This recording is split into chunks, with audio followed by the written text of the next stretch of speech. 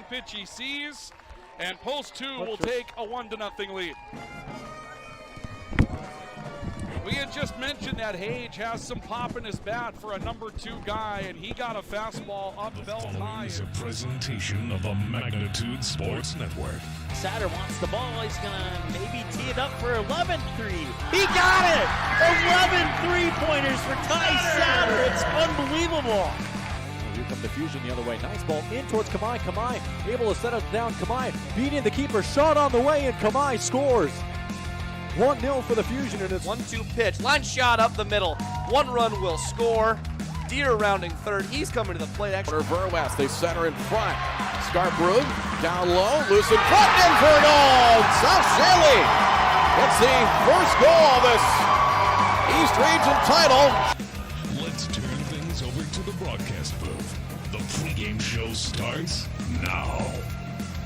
And good evening and welcome in to the Ted Minover Field here in Perham. I'm Jason Groth with Grant Dirkhuizen as we get ready to go for tonight's Midwest North Red Division contest between the Thief River Falls Prowlers and the Perham Yellow Jackets. Both teams coming in off tough losses as the Yellow Jackets come in with a record of 2-3, while Thief River Falls comes in with a record of 1-4. And Grant, tonight 2 teams looking to try to right the ship here as we hit the second half of the season. Yeah, you know, this week's game, you want to come away with the win going into the last week and a half of that game on Wednesday night of MEA.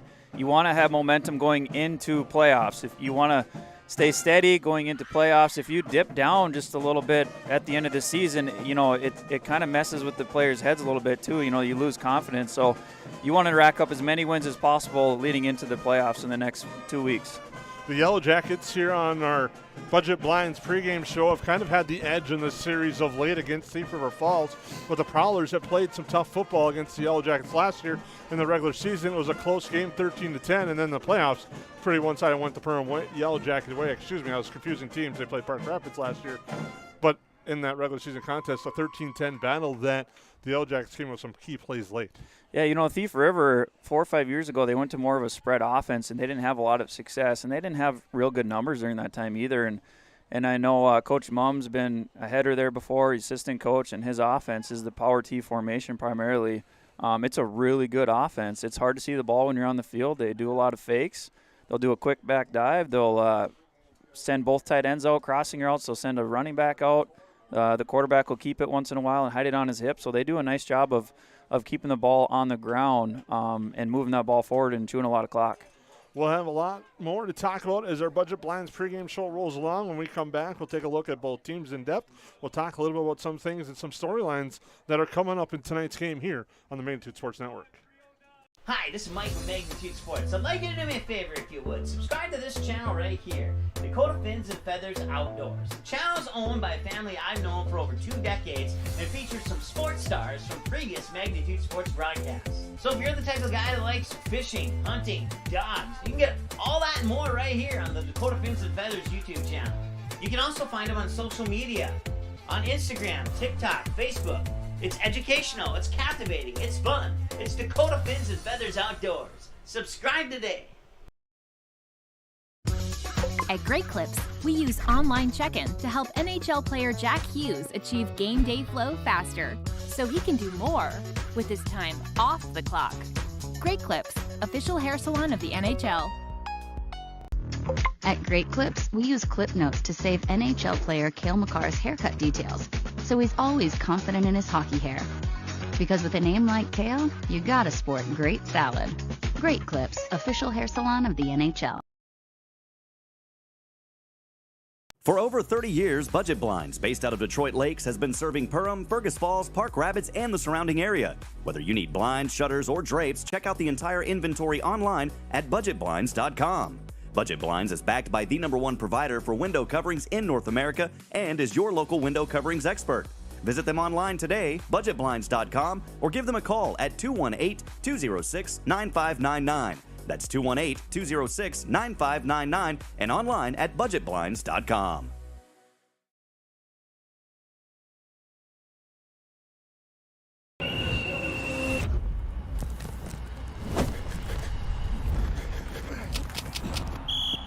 When one of us comes up short, we all come up short. There's no vape in team. Think there are only school supplies in your child's backpack? Think again. 5 e-cigarettes were hiding in plain sight. Parents, do your homework. Learn more about vaping at health.mn.gov/e-cigarettes. I have 3 amazing kids, and it can be a bit complicated. All right, you guys, you ready? But there's nothing else like it in the world. Bye, honey. Traveling with kids is on another level. Yay, let's go. I appreciate all the extra help I can get when we fly. Hi, how can I help? I'm honored to get every passenger to their destination. I'm so grateful that I've been able to fly with my 3 young kids. At Frontier, we get it. We're flyers too, and we believe the sky is for everyone.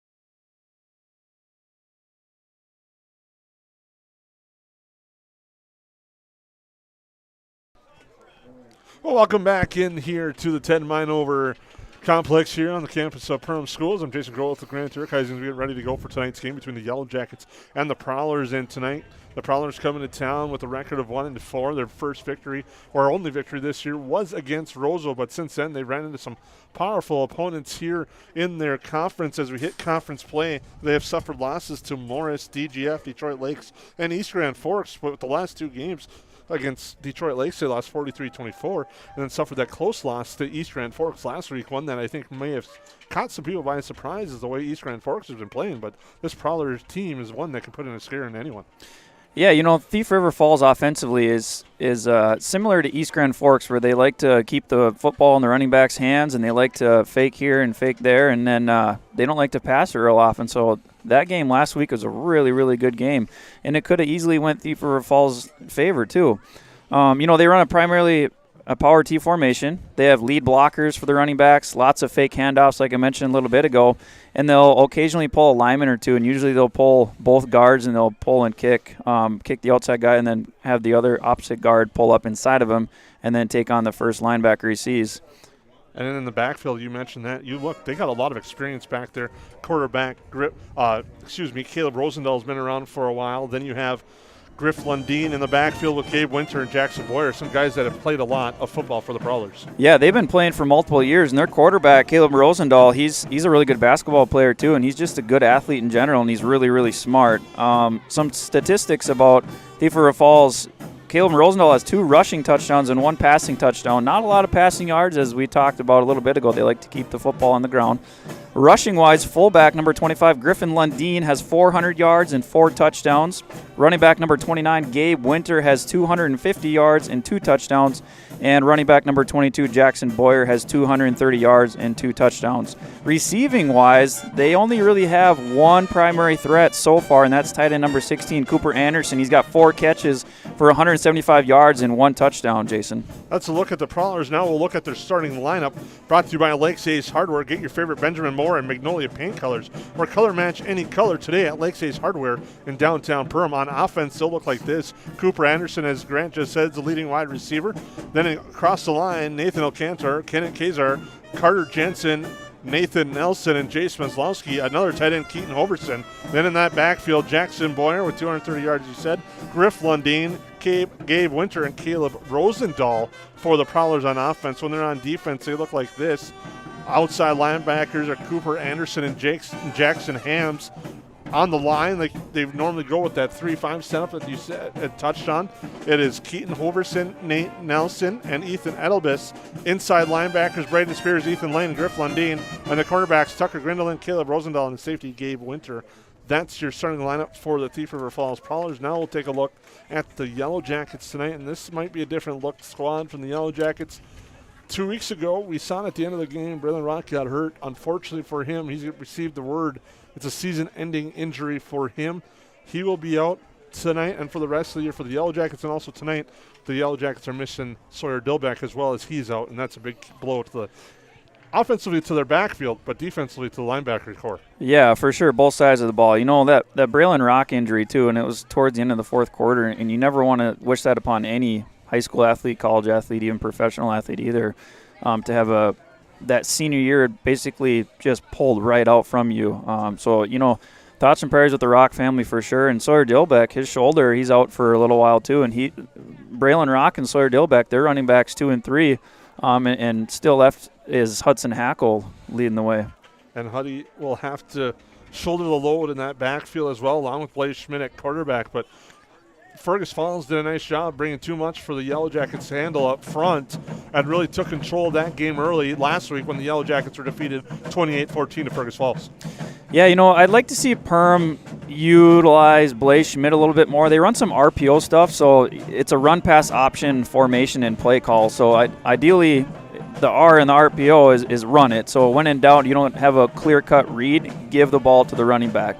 And then it's pass for the option.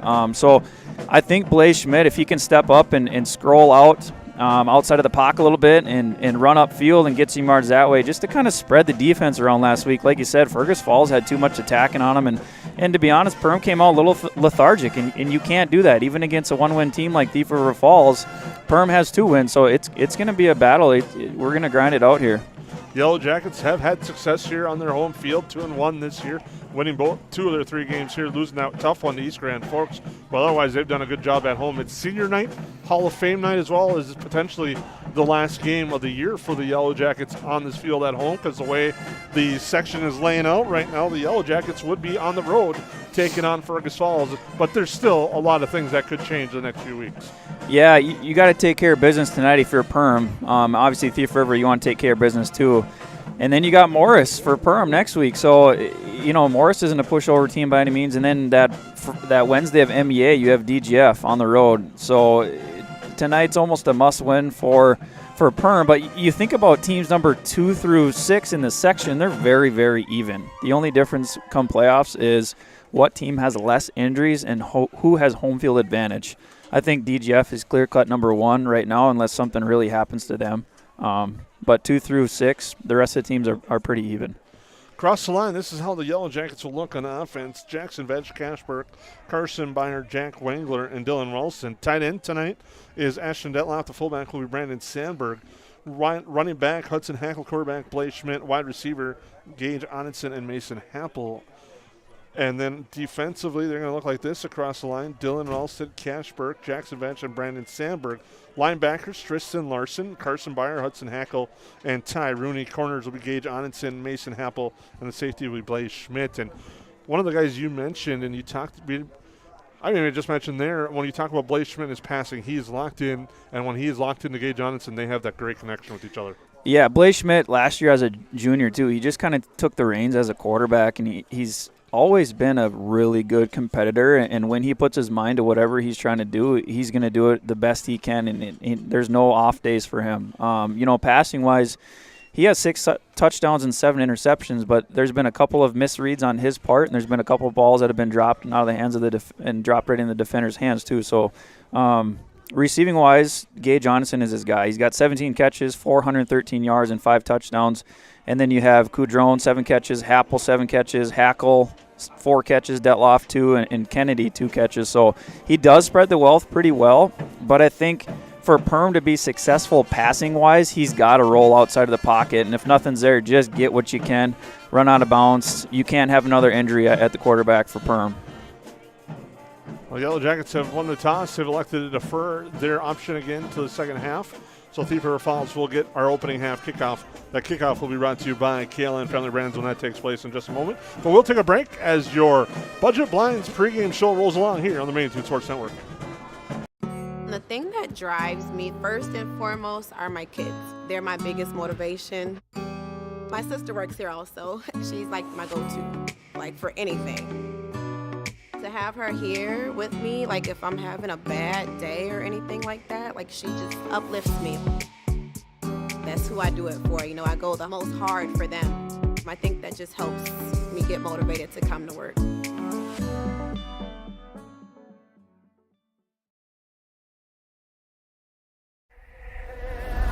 Welcome to Perham, Minnesota, a great place to visit and an even better place to live. Here's a look at just a few of the things you can experience here.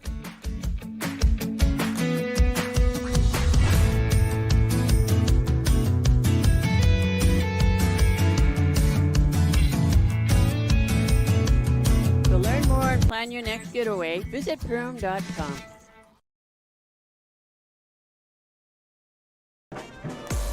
Welcome back into the Ted Mine Over Field. I'm Jason Groth with Grant Durkheising. We're about 10 minutes away from the start of tonight's game between the Yellow Jackets and the Prowlers here on the Magnitude Sports Network as the Budget Blinds pregame show rolls along. Grant, we'll talk about the defensive side of the ball. Both teams be an interesting matchup there.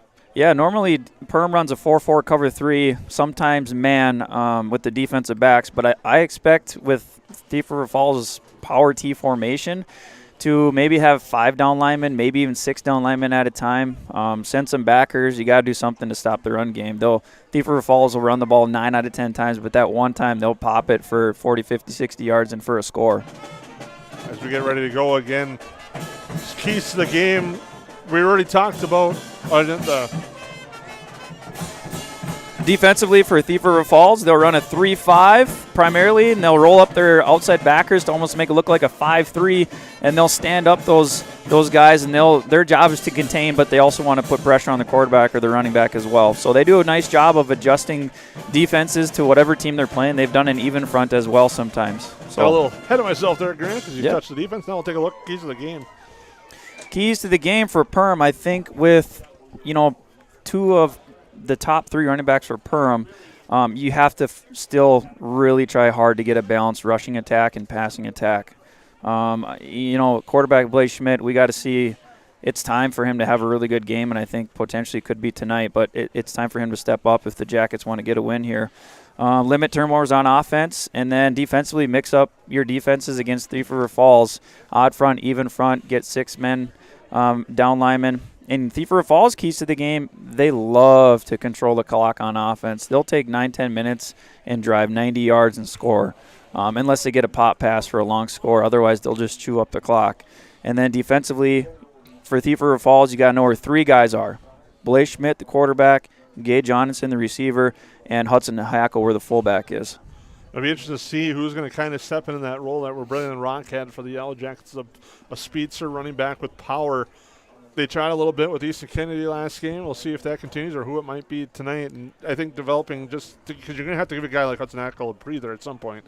But who would be that change of pace back for the Yellow Jackets? Well, you have multiple options, I think, for the Yellow Jackets. You got some younger guys, like you said, Easton Kennedy, Ty Rooney, Tristan Larson possibly. But you also have some other guys that might be utilized in different ways that potentially were linemen. In the past, when I've coached, we've moved linemen to a fullback spot. We've moved fullbacks to lineman spot. So it'll be curious once the game gets going here what exactly Perham offensive coordinator and their offensive coaching staff does for adjustments and if they've moved anybody to get a 2-back into that system, because that's a huge formation for the Jackets. Coaches for the Yellow Jackets, it's head coach Jesse Hine. He's assisted by Lance Rock, Brian Robertson, Kyle Knutson, John McEachern, Trevor Seaman, and Josh Fuller. For Thief River Falls, Kurt Reynolds, Nathan Ruby, Austin Farnloff, Jeff Mum, Josh Jensen, Sean Myrie, Dominic Cruz, Ben Thorstad, Grant Conway, and Alex Winter. On today, it's National Coaches Appreciation Day, so hats off to all the coaches and thank them for their time that they put in for these athletes throughout the year. Both of us have roles as coaches as well, so appreciate that. Thank you guys as we get ready to go for what should be tonight a fun one, but we thank you for tuning in. Introductions taking place right now. Thief River Falls being introduced to the crowd here, and we thank you for tuning in wherever you're watching tonight's game. It should be a fun one here on the Magnitude Sports Network. It'll give us a chance to thank our sponsors: Frontier Airlines, Great Clips, Dakota Fin and Feathers, Budget Blinds, Ray Sport Marine, Waterfront Recreational, Perham Health, New Horizons Realty, Perham Chamber of Commerce, Farm Bureau Financial Services, Lakes Area Co-op, Hanson's Plumbing and Heating, Central Market, Nice Family Sales, Lakes Ace Hardware, EOT Insurance, KLN Family Brands, United Community Bank, Reuter Family Dentistry, and J&L Nutrition and the Backyard. Thank you all for making our broadcast possible. Take a quick look at here's what's coming up on the Magnitude Sports Network. A lot of football tonight. DGF and Detroit Lakes is on the Magnitude Sports Network, as well as Park Rapids and Barnesville. That's all taking place tonight on our sister stations. They begin tonight at 7 o'clock, and then a busy week of volleyball action. Then heading in on next Friday, we'll have more football action. Myself and Mike Mason will be heading down to Morris, and we'll have that call as the Yellow Jackets take on Morris. But introductions taking place again here, and it should be a fun one, Grant. And I think Keys is now Yellow Jacket defense. You deferred, you got to get that stop right away. And if you're Thief River Falls, you want to grind out a good 6 to 7 minute drive to set the tone. If I'm Thief River Falls, I want to go 80, 90 yards and take up almost a full quarter and score and put up 7 points right away. If I'm Perham defensively, I think you bring, I wouldn't say the house, but I think you bring 6 down linemen, 5 down linemen right away. But make sure if you're a coach for Perham defensively, don't let your defensive backs fall asleep, because when the guys up on top of the press box say, hey, this corner's sleeping or he's getting lazy, that's when they'll bring a tight end out. They'll do a fly route. They'll do a corner route. They'll bring a rounding back outside of the flats there, and they'll have multiple routes going at the same time. It's kind of interesting, too. You mentioned that. One thing I was thinking about a little bit, you're seeing teams nowadays, especially at the high school level, they're winning the toss and taking that ball right away to try to send a message. Perham the last 2 weeks won the toss, deferred. I kind of like that as well, to try to get that 2-for-1 opportunity going into the half. But you're starting to see some teams are also like, I want the ball, send a message right away. Yeah, I think it's up to – sometimes the coaches talk to the captains, too, and say, how do you feel? I think you got to get a feel from the players, too, sometimes. But the old school way is to say, yeah, you guys, you win the toss, you guys take the ball. We want to score right before half and then get the ball at half, too.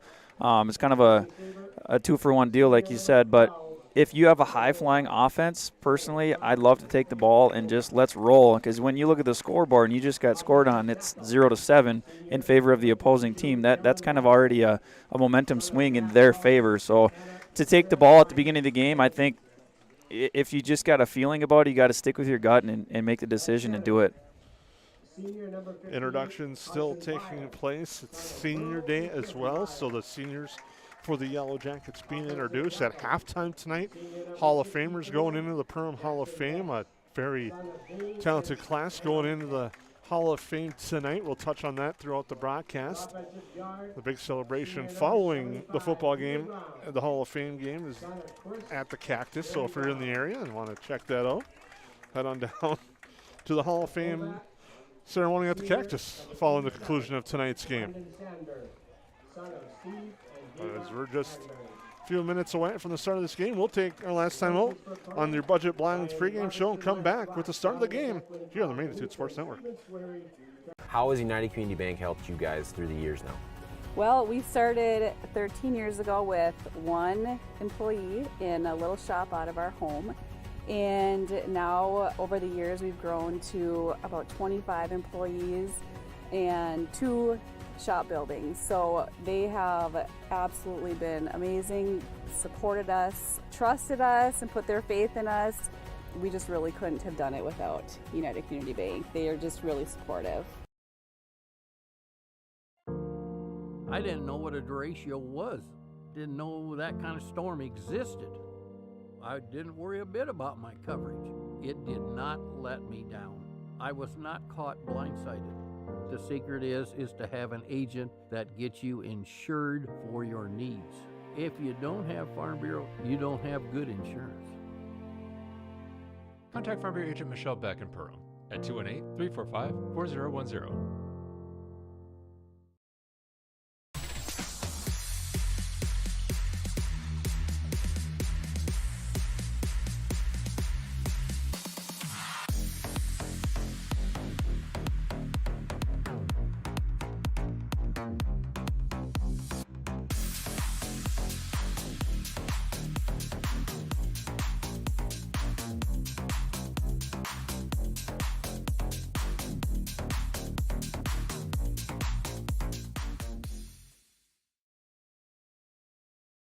Reuter Family Dentistry, with locations in Perham and Wadena, welcomes new patients. Here's what Reuter Family Dentistry can offer you. We offer wisdom teeth removal, sedation dentistry, dental implants, root canals, cosmetic dentistry, and Invisalign. The fact that it can be done here is really important for me because I mean, it's a chore sometimes getting all your maintenance done. So if it's all done in the right place, that makes it a lot easier.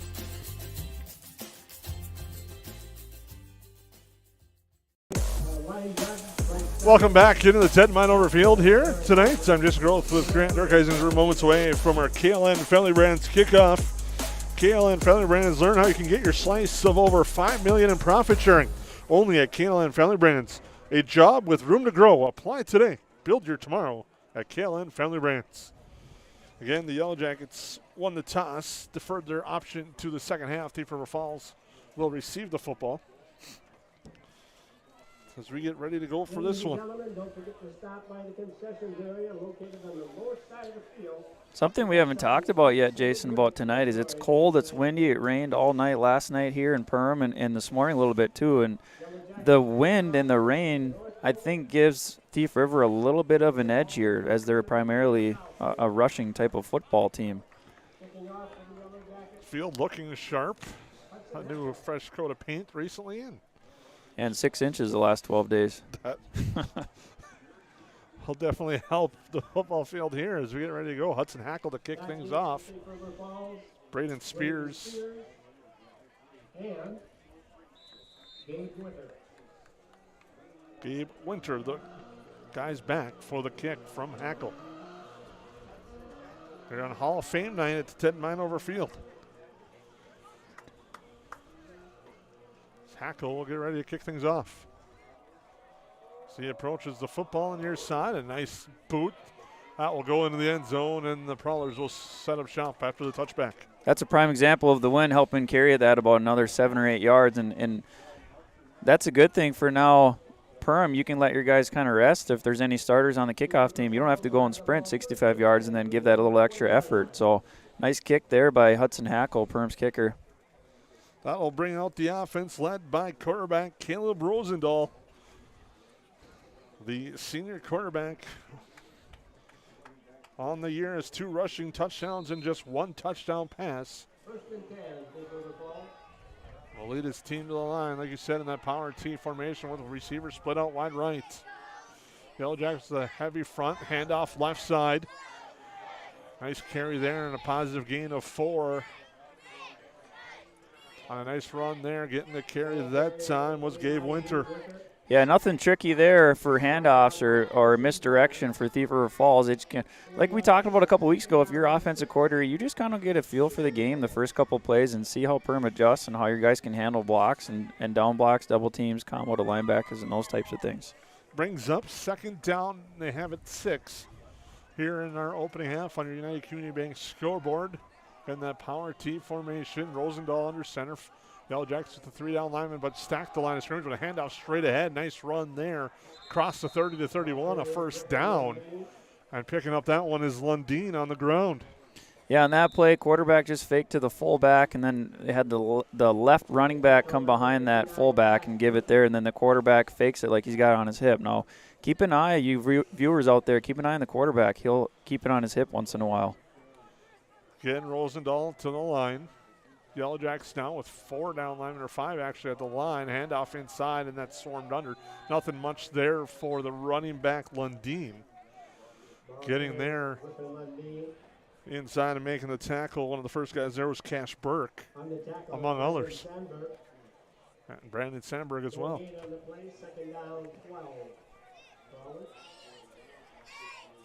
I'm going to see this will be one of those games in the trenches, and now you get that stop on first down. It's 2nd and 10. It kind of works against the Prowlers. They're a team that really has to work ahead of the sticks. Yeah, watching a little bit of film on Thief River, too, and watch a couple games. They love to play action on 2nd down, so we'll see what they do here.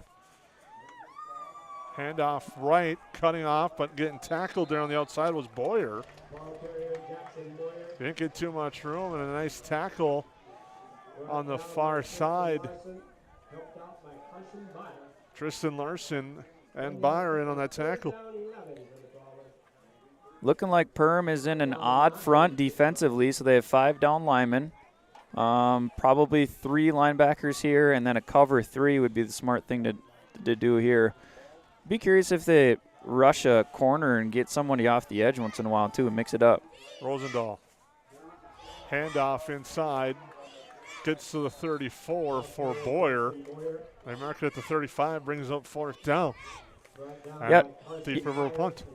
Yeah, so far, Perm's done a nice job defensively. Thief hasn't given much for misdirection handoff. It's been a fullback dive, fake to the fullback, and then the left running back goes around the fullback on the right a couple times. But now this gives Perm an opportunity to get some points on the board too. Braden Spears the punt on 4th and 6. Gage Onenson back at his 35. Snaps there. Spears gets a nice kick away. Onenson's going to let it bounce, and it'll just stop right there at the 29. And that's where the Yellow Jackets will set up their first possession. But a nice stand by the Yellow Jacket defense after an early first down by the Prowlers. Yeah, pretty good punt by the punter there for Thief River Falls. Punt returner, we talked about this a couple weeks ago. Special teams guy in the past, go and catch that ball. Even though it's 48 degrees and windy, go and catch the ball. Because the ball just kind of bounced and it rolled backwards a little bit. You could have caught it and ran another 7, 8, 10 yards. Handoff. Hackle off the right edge, gets swarmed under and delivered out of bounds at the 32. So bring up 2nd down. Nice spot. Actually, they gave it to the 34 and it's 2nd and 6. I'd like to say hello to Jim watching in from Denver, North Carolina. Thank you for tuning in again, Jim, tonight. Appreciate that. As it's 2nd down and 5 as you're under 9 minutes to go in our opening quarter here from the Ted Minover Field. Blaze Schmidt in the gun this time. Or more like the Pistols. He hands it off to Hackle straight ahead. Hackle bringing a couple defenders with him. Plows forward to the 1st down across the 41. Nice powerful run. That formation, Jason, we had a double twins looking at 87. That's Brandon Sandberg. They brought him up as an extra backer. He's normally a lineman, but it looks like he's filling in a role of being a lead blocker here for Hudson Hackle. Smart move by Perm to get a big body in there, try to push some extra bodies around, get some more yards on the ground. Maddox Swentek has come in for the Yellow Jackets as well. Onenson White, near side. And the handoff, Hackle drives forward, gets to the 45, to the 46 with a nice run there. I-right formation, just a lead to Hudson Hackle number 2, but Brandon Sandberg, fullback, he pushed somebody on his back there, and then he went and got after another kid too. Thief River Falls, you're flat foot right now. You got to put your feet in the ground and get a push, especially when you see 2 backs in there for Perm. Easton Kennedy also split out wide on that play.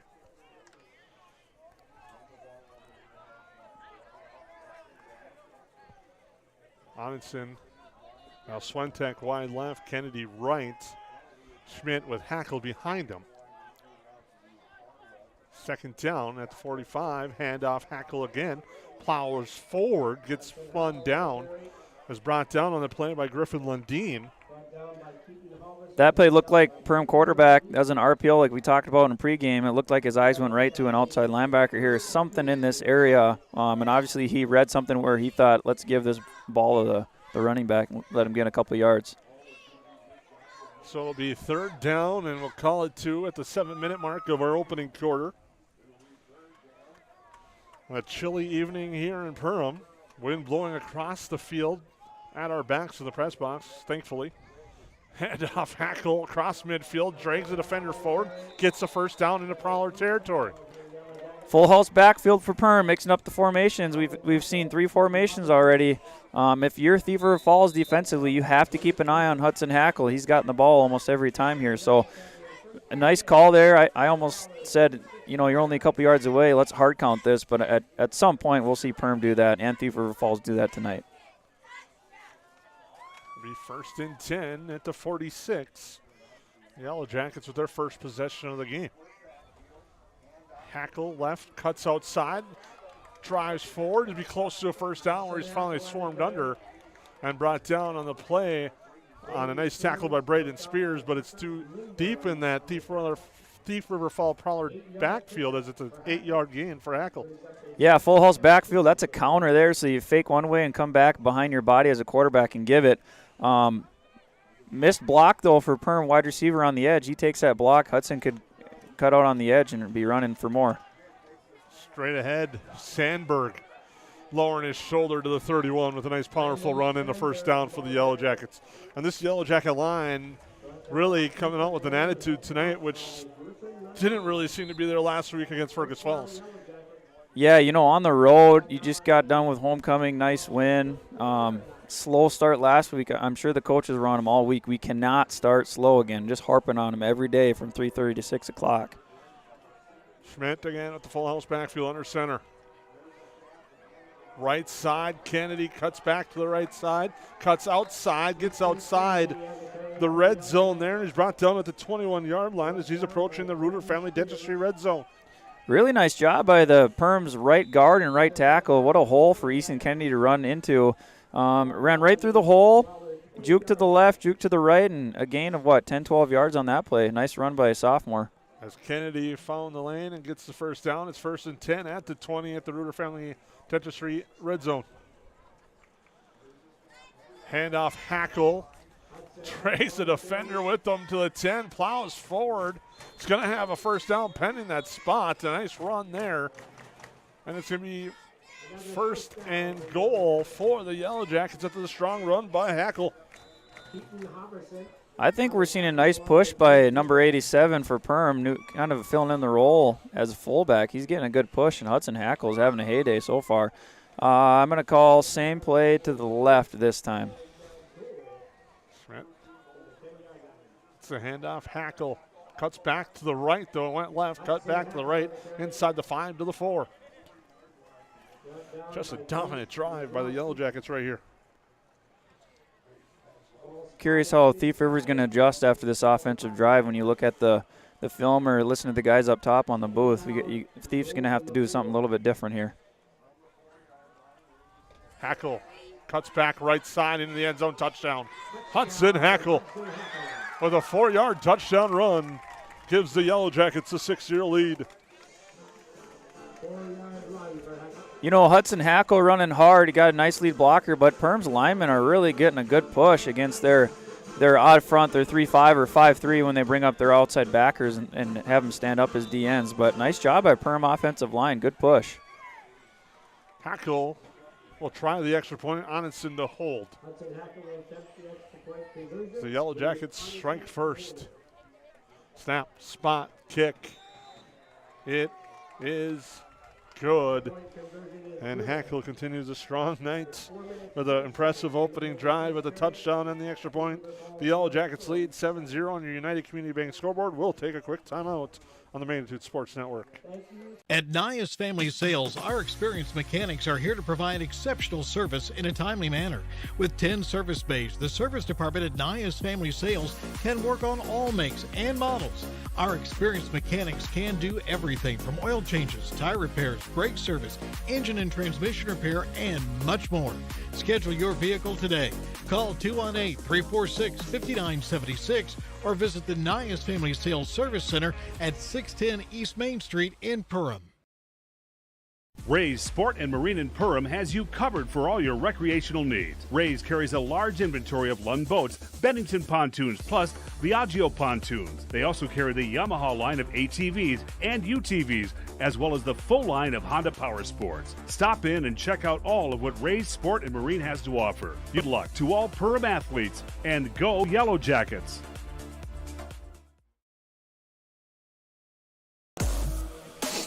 Welcome back to Ted Minover Field on your United Community Bank scoreboard. The Yellow Jackets strike first and lead 7-0 on a dominant opening drive, capped off with a touchdown run by Hudson Hackle.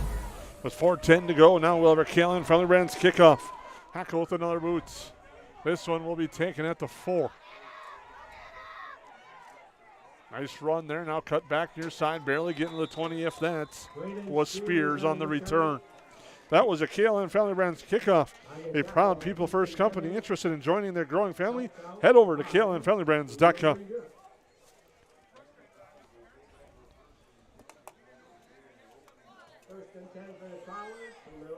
Now we'll see what adjustments the Prowlers make. Got one first drive on the last drive, and then it stalled. And they're forced to punt, and the Yellow Jackets march downfield, going 70 yards for the game's first score. Well, that's usually not a great sign. That's not a good start. Now they get it figured out. Send a man in motion. Pitch out near side. A flag on the play right away. Tackling on the play was Tyrone. He stayed and read that well, and the handoff was Lundeen. But the Yellow Jackets are already going to push him back. They're going to take the penalty. Thief's first drive of the quarter there, they ran the ball up the middle a lot. Had one booter on the edge on the right there, but I like the idea of trying to get outside. Illegal shift against the Prowlers backs them up. The Yellow Jackets will accept it. It'll be 1st and 15. Now at the 15. Legal shift. A lot of times when you go in motion, if you turn up field too early before the ball is snapped, that's a flag every time. It's really easy to see for that side judge too. Central Market, the fresh place in Perham and Detroit Lakes, offering the freshest meat, produce, bakery, and deli products possible with great value for your money.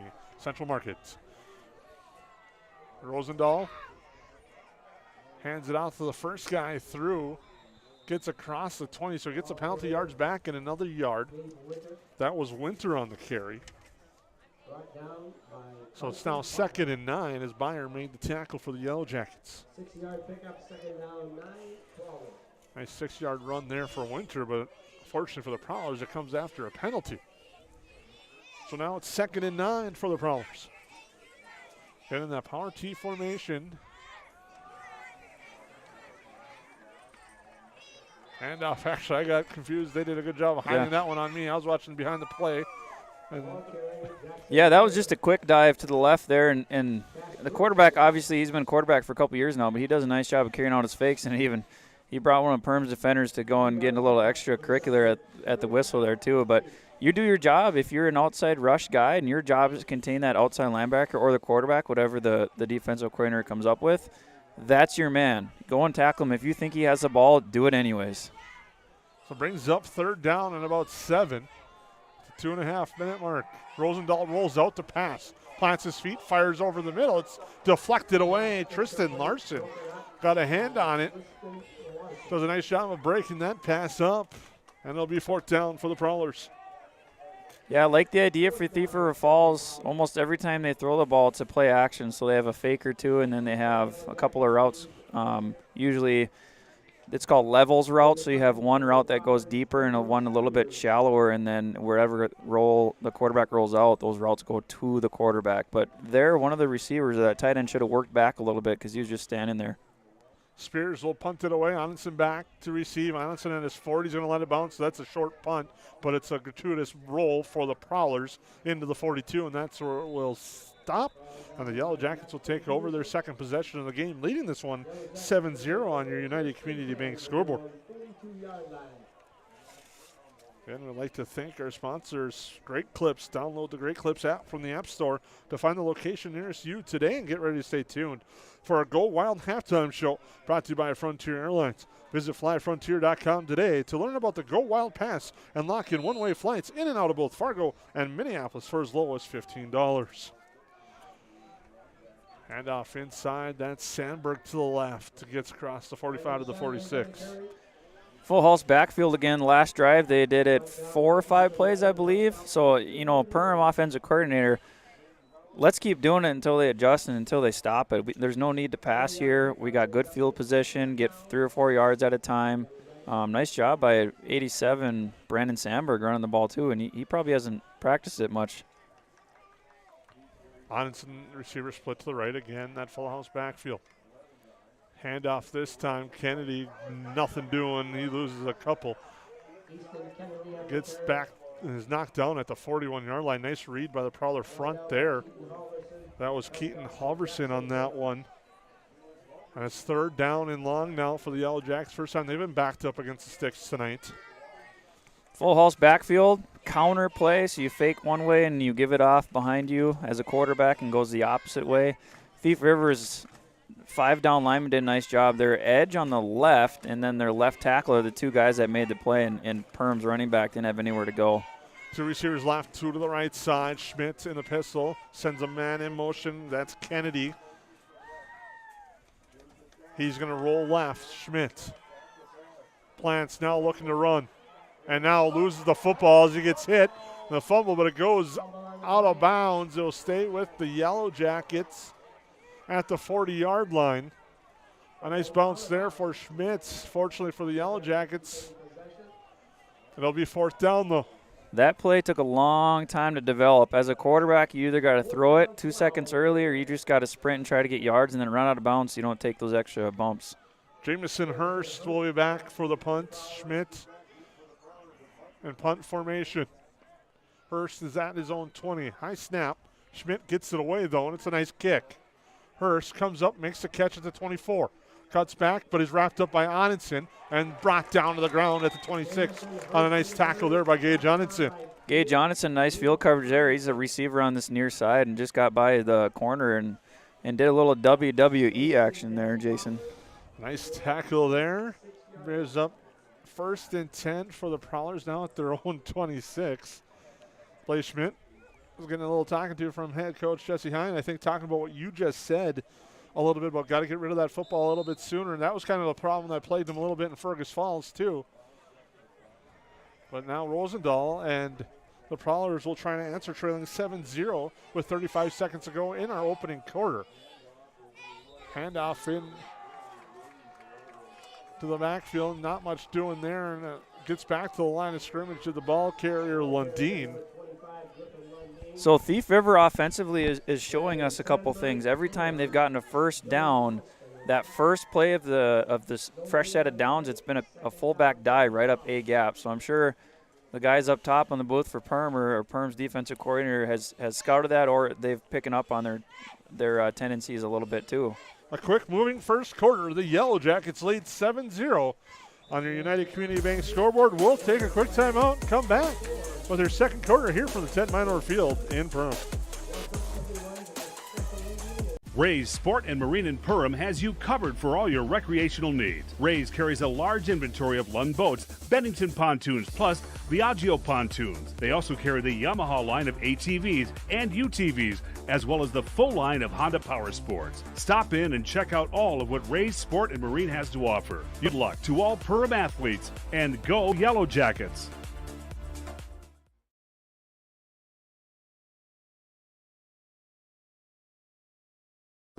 Every day, thousands of dogs in the lakes area are told to stay. When they wanted to play at the Backyard Playcare, Doggy Daycare, or Playcare is the perfect spot for your dog. 100% supervised playtime and 100% fun in a brand new facility that opens this fall. Contact the Backyard Boarding and Playcare at 218-346-4104 or check us out on Facebook today.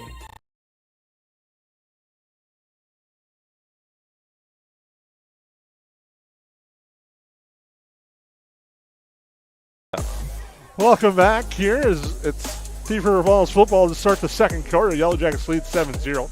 Rosendahl fakes and keeps outside. Kennedy there, wraps him up, makes a nice tackle. Rosendahl gets to the 30, picks up about 4, and it's going to be third down. Earlier in the first quarter, Jason, we talked about how that quarterback will fake it once or twice and keep the ball on his hip.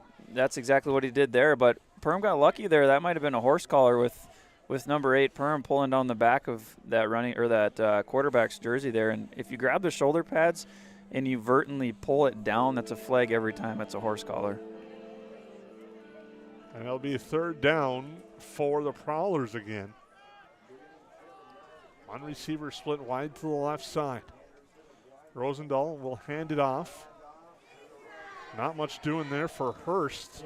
The hole kind of close quickly. It brings up fourth down and 4. And decision time for head coach Kurt Reynolds. Good stuff there for Perham defense. Again, I don't know if the white hat didn't see it, but Thief River Falls' right running back flinched right before the snap, too. That could have been 4th and 10 or 4th and 9 versus 4th and 4. Either way, it looks like they're going to punt here. Onenson will be back at his 34 as Spears will punt for Thief River Falls. Nice snap. Another nice kick by Spears. They're kicking away from Onenson tonight. And that's a nice out-of-bounds kick there. And it goes out at the 33. A nice kick there again by Spears. He's had a lot of practice tonight, and he's did another nice kick there. And actually, they backed up to the 31 and got a nice bounce for there. Really nice bounce right before it went out of bounds. Let's see what Thief does defensively, if they're going to still stay in that 3-5 or 5-3 look, or if they're going to mix it up here and bring pressure off the edge. Maybe more pressure up the middle. Send a Mike backer in the middle up an A-gap and have your nose go the opposite A-gap, plug those A-gaps up. Try to take away the lead blocker for Perham, number 87, Brandon Sandberg. One receiver left, one to the right side. The backs are in an eye. Schmidt under center. Handoff to Hackle, and it gets swarmed under. Met right away. Getting there was Ethan Eidelbis, and it looked like Rosendahl was in there as well. As they read that one well, did the Prowler defense, and they swarmed under Hackle. Yeah, right edge player made the play. He just went straight down the line of scrimmage. I think, offensively that left offensive tackle, he's got to chip that guy and then try to go to the next level, even though you got a long ways to go. You got to get a chip on him so he doesn't keep making the play, because the last series, too, on the other side, their edge player ran straight down the line, too, and I'm sure that's what they were coached to do. Yellow Jackets come out with trips left. One receiver right in the gun. Schmidt with the Hackle to his right. Quick pass near side. That's complete. That's Happel. Happel cuts up field and gets across the 40 to the 43, and a first down there. Nice pitch and catch. Schmidt to Happel, and a first down for the Yellow Jackets. Trips left formation looked like some type of bubble play. Bubble is where one receiver either stops or he starts to run towards the quarterback, and there's two guys going out to block at the same time. You can't lay hands on the defensive guy until he catches it, so the timing on bubbles is really key, and Perham had nice timing on that play for a first down to move those chains. Trips right, Detloff the lone one here to the left. Hackle to the left of Schmidt. Quick pass, same play, right side. This time Happel again. Cuts out right side. Crosses midfield. It'll be close where he gets the first down, and if he does, into Prowler territory. Schmidt 2 for 3 now, or 2 for 2, because that one earlier was a fumble, so it's now a first down for the Yellow Jackets. Same play, just to the other side. That's the third time so far that Perham has run a play to one side, and they've ran the same exact play to the opposite side, just flip the formation. So Thief River Falls defensively, if you see a play, you see a specific formation, they just flip it. I would expect them to do the same thing on the other side if they've done that 3 times so far. 9:13 to go, second quarter. Jackets lead 7-0 and driving. Schmidt again, Happel. Third time in a row, crosses the 40, drives forward. Gets wrapped up there by Ethan Lane. Also in on the tackle is Jackson Harms. Now run this bubble, trips near side to the left. Now what you do is go trips to the right, you fake a pass to the bubble guy, and the two guys that go out and block, you do 5 routes or 5 and sprint right past the corners, and it should be wide open touchdown in the end zone. What does this do for confidence for Blaze Schmidt? 3 straight completions right there on nice passes to Happel. Now trips left, one receiver to the right, Hackle behind him in the pistol. Handoff, Hackle will get the first down to the right side and more. Looking to the edge, he gets the edge. Now he's at the 20, the 10, to the 5, he's in the end zone, touchdown. Hudson Hackle goes 38 yards for the score. Well, obviously that's a good play call too, Jason. You bring trips to the near side. Strength call to the wide side of the field sometimes. Some defenses will call strength to numbers. So if you have trips on one side or doubles, you look at if there's an extra running back on one side or the other. But nice play call too by Perham there, and Thief River got sucked into all that trips. They brought an extra defensive back over, and it opened up one less guy for Hudson Hackle to go through. And now Hackle will try for his extra point. Snap, spot, the kick on its way, and Hackle is good again, as it's now 14-0 after the touchdown run by Hackle on the extra point.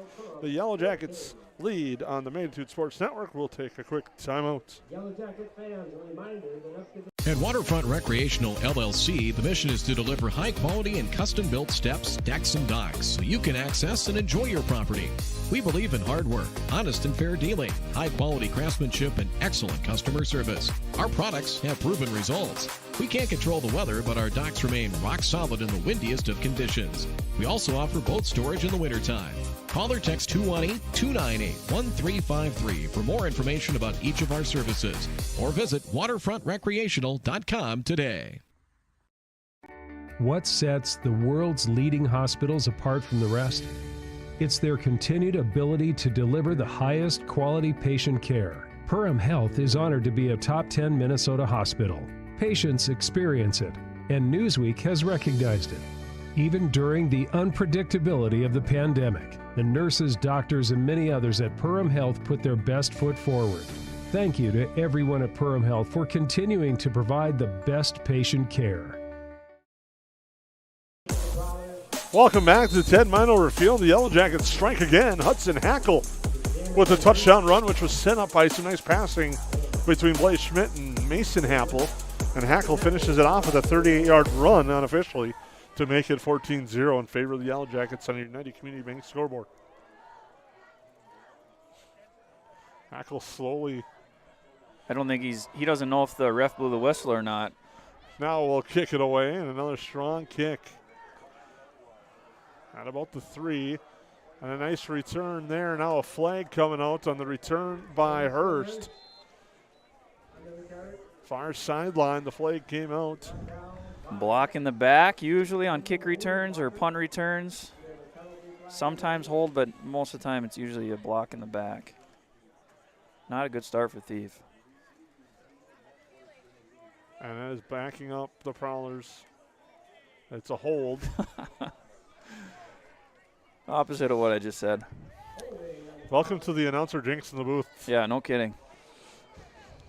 But would you agree most of the time when it's kick returns and punt returns, Jason, am I going crazy here? No, that's the first thing that I went to when I saw the flag. Oh, goodness. Backs him up to the 15. Now the Prowlers need to find an answer, trailing 14-0. Handoff left edge. And nice, powerful run. That's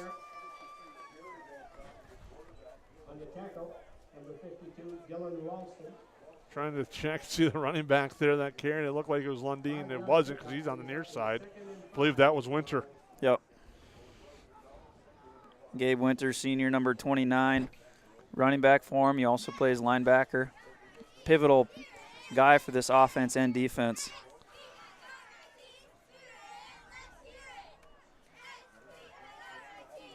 Handoff, nice run there, breaking free, and a strong one. Anderson's the only one to bring him down, and does. What a powerful run there on the run for Jackson Boyer, and a first down for the Prowlers across the 45, or right at the 45. So when Thief River Falls run the power T formation, and they get a big run like that, one of two things happens. It's two guys in the same gap defensively, and they don't know their assignment, or a guy who knew his assignment went for the wrong fake, or he went for the guy who didn't have the ball, and then it opens up, obviously, a seam. That's usually the only two things that happen when you bust long runs like that.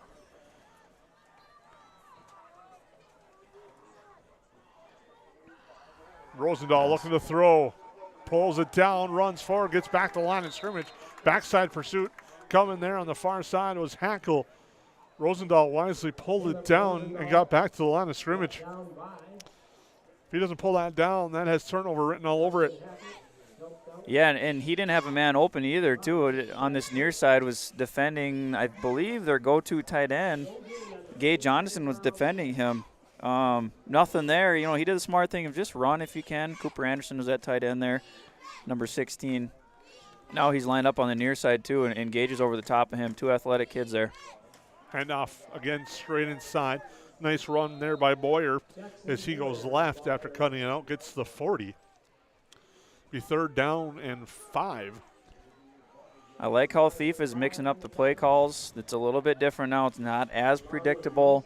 With the throw on second down, they threw on first down a little bit earlier now, and then a dive on that second down here. Let's see. It's either going to be a counter or a QB keep here. 6.5 and counting to go in the second quarter. Yellow Jackets lead 14-0 on the United Community Bank scoreboard. And that's Boyer, first down, and continuing to plow forward. That's Winter, on the powerful run there. And he gets a first down inside the 30 to the 24 as the Prowlers are approaching the Ruder Family Dentistry red zone. Gabe Winter, number 29, he's got 250 yards and 2 touchdowns on the year, so he's second in line as far as total amount of yards behind 25, Griffin Lundeen, and then third, number 22, Jackson Boyer's got 230 yards. Rosendahl goes to Boyer this time, but he stood up. Not much doing there. Boyer gets stood up at the 25 to the 24. It'll be second down. Ralston was there right away. Hudson Hackle at the football, just hands it politely to the official. Yeah. What the official sleeping or grabbing hand warmers or something there. As you can tell, the cloud's starting to come over. 10 mile over field. Getting a little bit chilly. Wind blowing across the field again. Rosendahl looking to throw. Drops it off near side. That's Winter. Gets to the 10 to the 5. Lowers his shoulder. Drives forward and gets driven out of bounds at the 5-yard line inside the Reuter Family Dentistry red zone. It's first and goal for the Prowlers. At the beginning of the game, we had talked about how Thief loves to play action on second down, and you look at the chains there, it was 2nd and 10. Now you just grind it out. You're only 4 yards away, and you got 5 minutes left till the half.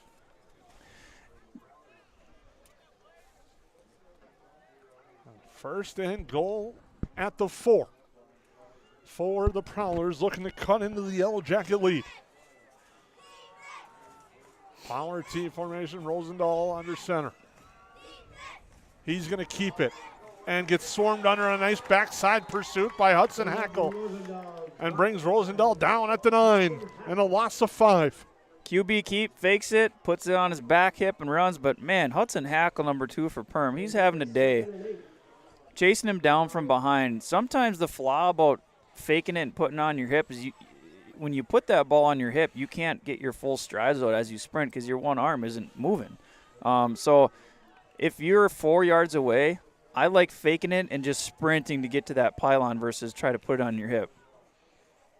Second down and goal at the 8. Under 4.5 to go in our first half. Early start tonight for Hall of Fame night.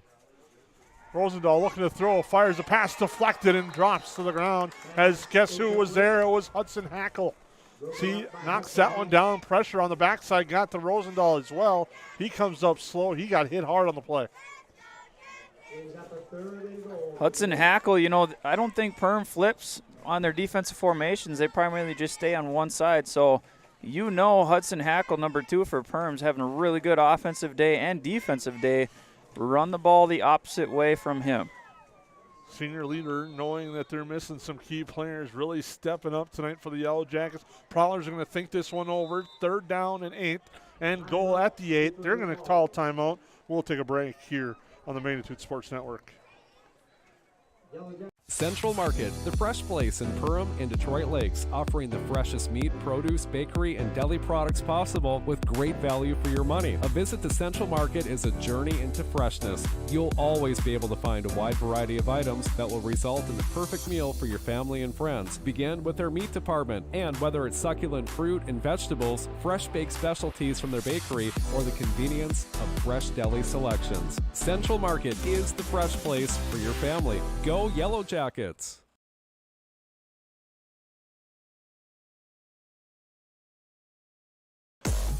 Welcome back to the 10 mile over field. A big 3rd down coming up for the Prowlers. 3rd and goal at the 8 with 4:15 to go. It was 1st and goal at the 4, but Rosendahl got sacked by Hudson Hackle, and then a pass deflected by Hudson Hackle.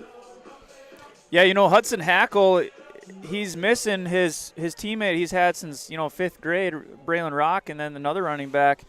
When there's injuries, that gives you an opportunity to step up and lead your team, and sometimes it's other guys, sometimes it's one of their key players, and Hudson Hackle's seizing the moment. Rosendahl with the toss to Boyer, cuts right, gets men at the 5. They're trying to push him forward, and he gets down to the 4, and it'll be 4th and goal. Ty Rooney and Onenson there. And the Yellow Jackets now will call timeout on a big 4th down here for the Prowlers. Actually an injury timeout as well, so we'll take a break.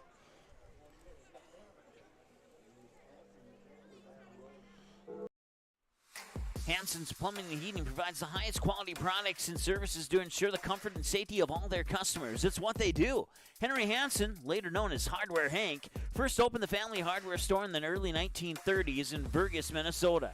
Today, they are proud to carry on his legacy of hard work and honesty through teamwork, fellowship, cutting-edge technology, and forward thinking. 218-346-2422, or make a visit in Perham, Burgess, or Detroit Lakes today. Hanson's Plumbing and Heating, proudly serving Minnesota families for over 80 years. Odds are there's an ace right in your neighborhood. With expert advice and the right tools to make your quick fixes even quicker. Around the block, what you need in stock, with people who know their stuff. Welcome to the Home Convenience Store. Hi, this is Mallory Stotterell and Erica Saylor from Lakes Ace Hardware. You can expect expert help for your next project at Lakes Ace Hardware, right here in downtown Perham. Ace is the place with the helpful hardware, folks. Back live action coming back to the line. 4th and goal of the Prowlers with 4:06 to go, second quarter. Rosendahl under center. Takes the handoff, throws the pass. It's a jump ball. It's incomplete. What a play. Anderson came down with it, but I think they ruled he was out of bounds. Good defensive coverage right in front of the Yellow Jacket student section. It's incomplete, and a turnover on downs. Yeah, Jason, during commercial break there, we talked about what would you do, and we both came up with fake it and get the ball to their tight end, as the dive is probably going to get stuff. I wouldn't do the QB keep in that play there. So really nice coverage to stay home and do your job as a defensive back there. And now Perham's got the ball at the 4-yard line with 4 minutes to go. You want to try to just get a couple of first downs and don't creep any closer to the end zone there. And it's Hall of Fame night, so the game tonight starting at 6 o'clock. The Yellow Jackets inducting 5 groups, actually 4 individuals and 1 team. The 1991 girls basketball team that finished 4th in the state is being honored tonight. Maddie McClellan, actually now Maddie Van Beek. She's a coach at Concordia and also had an illustrious career here in Perham during her time as a cross-country runner. Charlie Fleck, the longtime gymnastics coach. He led the Yellow Jackets to 8 straight Class A championships. He's going in tonight. Ron Burns, a contributor who has done a lot for a lot of the sports teams, and he's on the sideline tonight. You can see him wearing the yellow jacket now into the Hall of Fame.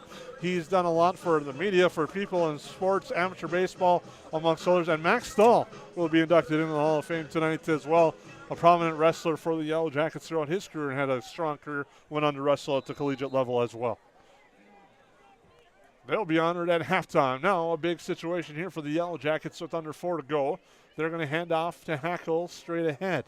Or along the left side, he goes straight ahead to about the 8 as they're backed up. And a nice, powerful run there to give yourself some space.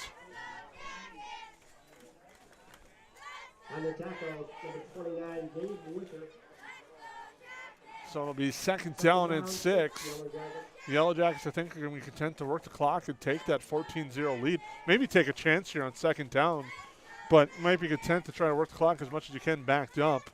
Yeah, a lot of times when you're backed up in your own end zone, a lot of times you take a shot down the sideline, just a deep pass, and see if you can get lucky and get a gain of 30 there. But Blaze Schmidt with the quarterback keep. Pregame we talked about, we got to get him running on the ground a little bit more. If you're Perm and Thief River Falls had a pretty good job of stuffing him at the line, but then he got an extra step or two and gained another 5 or 6 yards. He absorbed some strong hits on that drive, did Blaze Schmidt. Yeah, he got up and shook his head a little bit and thinking, ooh, baby, I got smacked on that one. That'll be 1st and 10 for the Yellow Jacks, clock under 3. Yellow Jackets 2 timeouts. Thief River Falls with 2 timeouts as well, with the Yellow Jacks content to work the clock as much as they can. Thief River Falls body language right now, they look tired. They don't look real energetic. Get leaders, step it up defensively for Thief River Falls. And off right side, that's Kennedy, and he gets brought down hard, and a nice tackle by Hurst. Wraps him up at the line of scrimmage. And the outside guys from Thief River Falls have done a good job wrapping up. Those 2 edge players have done a fantastic job in this first half, Jason. They've been – typically your job is contained. You want to funnel everything back inside to your defensive tackles and your linebackers. You don't want to let anything go outside of you. So they've done a nice job of making plays, too, while doing their job. Brings up 2nd and 10. Timeout situation here might be interesting, especially with the way the wind's blowing across the field. Handoff Hackle. He gets a powerful run across the 20 to the 24. I was going to say, if you pinned him back here on a 2nd down run, you might think about using your timeout on defense if you're Thief. Because it's 3rd and about 4 is what they're going to say, 3rd and 3. Yeah, they still have 2 timeouts left. And there it is. Yep. They're going to call that timeout. We'll take a quick break.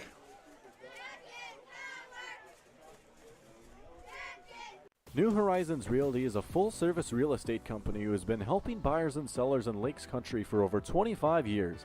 They understand the local market conditions because they are from here, live here, and have lifelong careers in real estate. Get a free estimate with an experienced, local, laid-back, and friendly agent that's a part of a team you can trust and will go to work for you.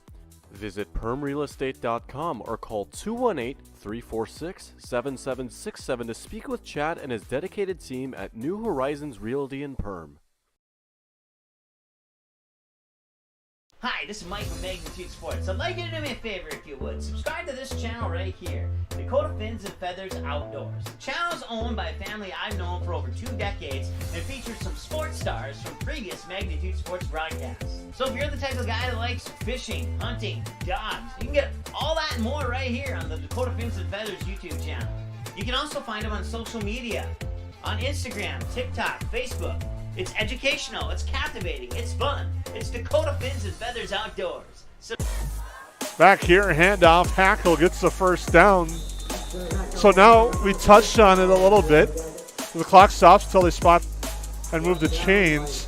Now if you're Perham, do you change your plan?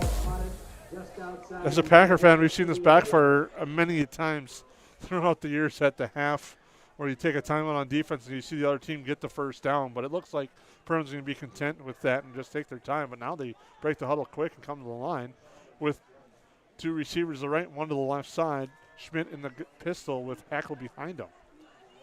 And handoff will go to Hackle. And coming in quickly late there to make the tackles, Keaton Hoverson. He did a nice job pursuing back to get to the tackle and hold Hackle to a 2-yard gain.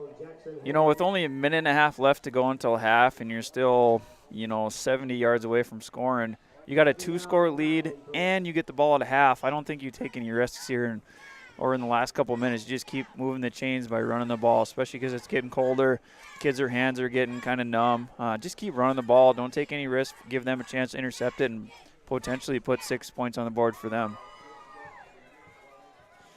And they go trips with 1 receiver to the right. Handoff Hackle. It worked last time, but now right there and reading that well was Thief River Falls, Caden Rose to wrap up Hackle. Brings up 3rd down. Yeah, you just go trips in that situation to spread those outside linebackers and that edge guy out and a defensive back too, and just to get less guys in the box too, because you're Thief River Falls, you're thinking, what's Perham going to do? They're going to run it here. Why would you throw it? So I like the idea of putting trips out and trying to spread them out a little bit more. Obviously, with the concept, you're going to hand the ball off anyways. Well, at the half, on your United Community Bank scoreboard, the Yellow Jackets will take a 14-0 lead into the break. And coming up next, our Go Wild halftime show presented by Frontier Airlines. Visit flyfrontier.com today to learn about the Go Wild Pass and lock in one-way flights in and out of both Fargo and Minneapolis for as low as $15. Halftime coming up. Yellow Jackets lead this one 14-0. At Great Clips, we use online check-in to help NHL player Jack Hughes achieve game day flow faster, so he can do more with his time off the clock. Great Clips, official hair salon of the NHL. At Great Clips, we use clip notes to save NHL player Cale Makar's haircut details, so he's always confident in his hockey hair. Because with a name like Cale, you gotta sport great salad. Great Clips, official hair salon of the NHL. For over 30 years, Budget Blinds, based out of Detroit Lakes, has been serving Perham, Fergus Falls, Park Rapids, and the surrounding area. Whether you need blinds, shutters, or drapes, check out the entire inventory online at budgetblinds.com. Budget Blinds is backed by the #1 provider for window coverings in North America and is your local window coverings expert. Visit them online today, budgetblinds.com, or give them a call at 218-206-9599. That's 218-206-9599 and online at budgetblinds.com. I have 3 amazing kids, and it can be a bit complicated. All right, you guys, you ready? But there's nothing else like it in the world. Bye, honey. Traveling with kids is on another level. Yay, let's go. I appreciate all the extra help I can get when we fly. Hi, how can I help? I'm honored to get every passenger to their destination. I'm so grateful that I've been able to fly with my 3 young kids. At Frontier, we get it. We're flyers too, and we believe the sky is for everyone.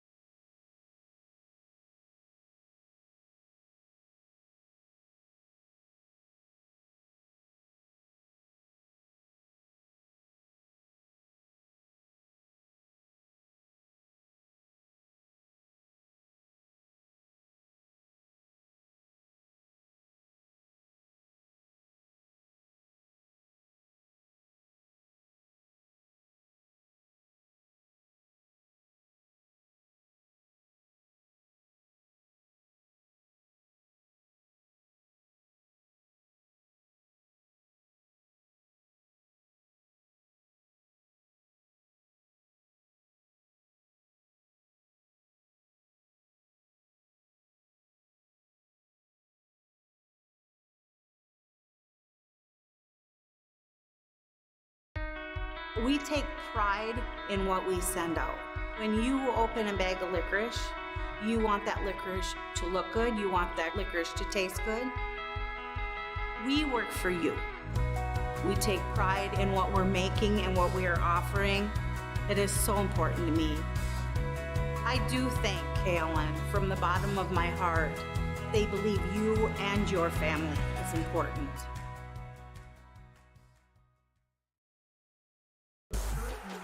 Welcome back here at halftime. It's Ted Mine over Field. The Yellow Jackets on your United Community Bank scoreboard lead this one by a score of 14-0. And tonight, as we touched on, it's Perham Hall of Fame night.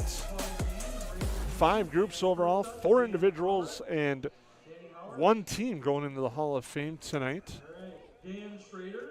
Being inducted into the Hall of Fame tonight, Ron Burns, a contributor, Max Stahl, Maddie Van Beek, the 1991 girls basketball team, and Charlie Fleck posthumously will be going into the Hall of Fame tonight. Right now they're naming off the Hall of Famers that are in attendance that have joined here tonight at Ted Mine over Field, and it's always a special night tonight when it's the Perham Hall of Fame night here.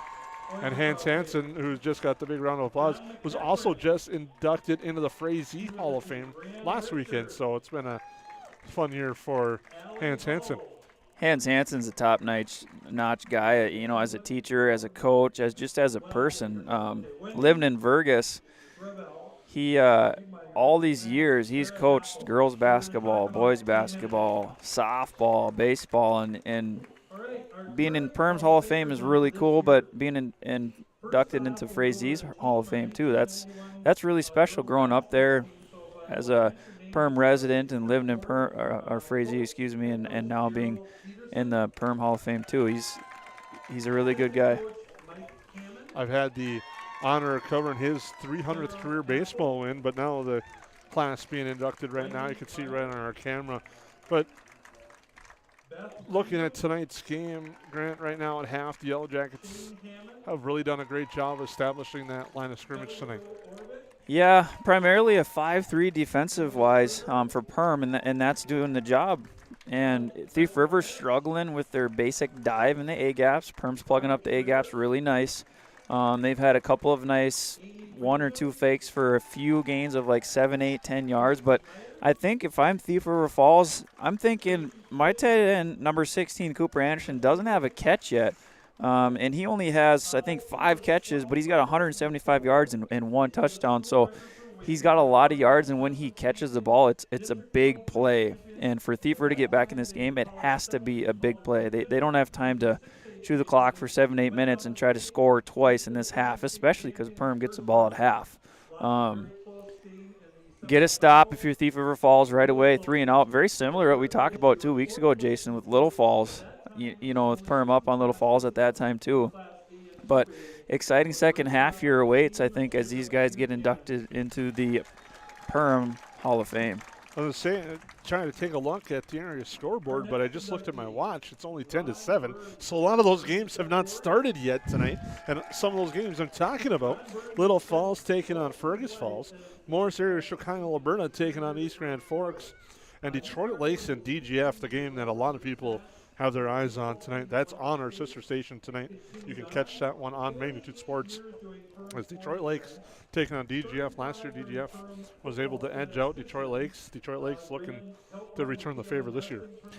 DGF and Detroit Lakes, Highway 10 battle in Perham and DL 2. You have the battle for the paddle. In the last couple of years, DL's taken it to Perham a little bit, but that DL-DGF matchup is always a bloodbath. You got really big and strong offensive linemen for both squads. You got running backs and linebackers that are really strong and athletic kids. Neither team throws a ball very much. They don't really need to in their offense. DL does a two-back system primarily, throw it once in a while, and DGF does sometimes like a power T, a power wing T formation look. And DGF, they're just so strong. They spend so many hours every day, and the days add up into weeks and months, and it's just in their brain to get in the weight room. And if you don't get in the weight room, you're not going to have a shot on Friday nights for DGF. And they've started that culture many years ago, and they just keep rolling and getting bigger and bigger. And you look at DGF, and some of those guys, you're like, man, how old are you? Are you 16, 17, or are you 24 or 25? It's almost like you're looking at some of those guys in their Division II linemen. There is one score that I just found that started early as well. Morris area, Chicago, Alberta leads East Grand Forks 7-0 at the half. That one could throw a wrench into how seedings play out for the way Section 8 3A looks, because right now it's DGF 1, East Grand Forks 2, Morris area, Fergus Falls, Perham, and Thief River Falls to round out. It's a 6-team section this year, so 1 and 2 get that Tuesday night off. They get to watch and heal up, and then they come back to the field on Saturday.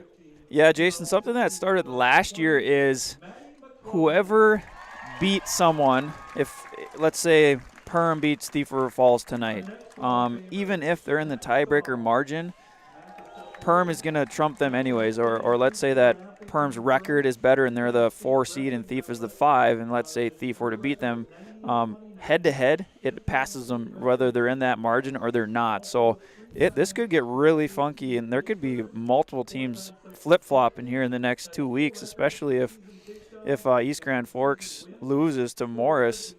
It is amazing you mentioned that, how much that little caveat just changed on the QRF for the last year, and the talk on how seedings have played out. We saw, basketball for sure played out, and now you mentioned that, touch on that, slipped my mind until you just brought that up, how big a role that's going to play, especially in a small section when there's only 6 teams. Yeah, and you're 1 and 2 seeds, you get a bye, you get a long time to heal. You can, as a coaching staff, you can get together and say, you know what, we're kind of banged up a little bit, we got a few injuries, let's take off 4 days. There's no hurt in that because you still have 5 days of practice, so a 1 and 2 seed is huge going into playoffs. And if you're a 3, 4, 5, 6, like we talked about in pregame, I think any of these teams can beat anybody.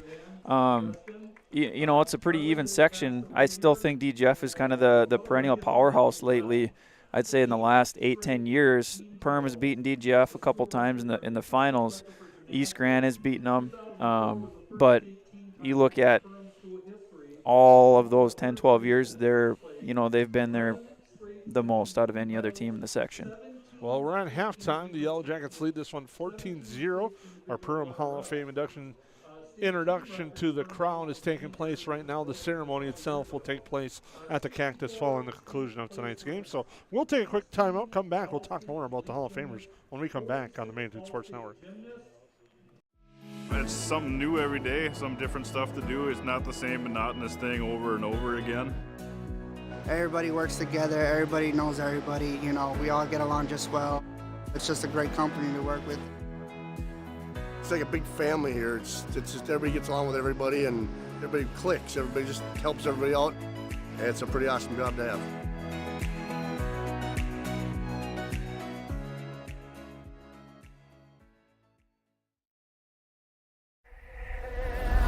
Welcome to Perham, Minnesota, a great place to visit and an even better place to live. Here's a look at just a few of the things you can experience here.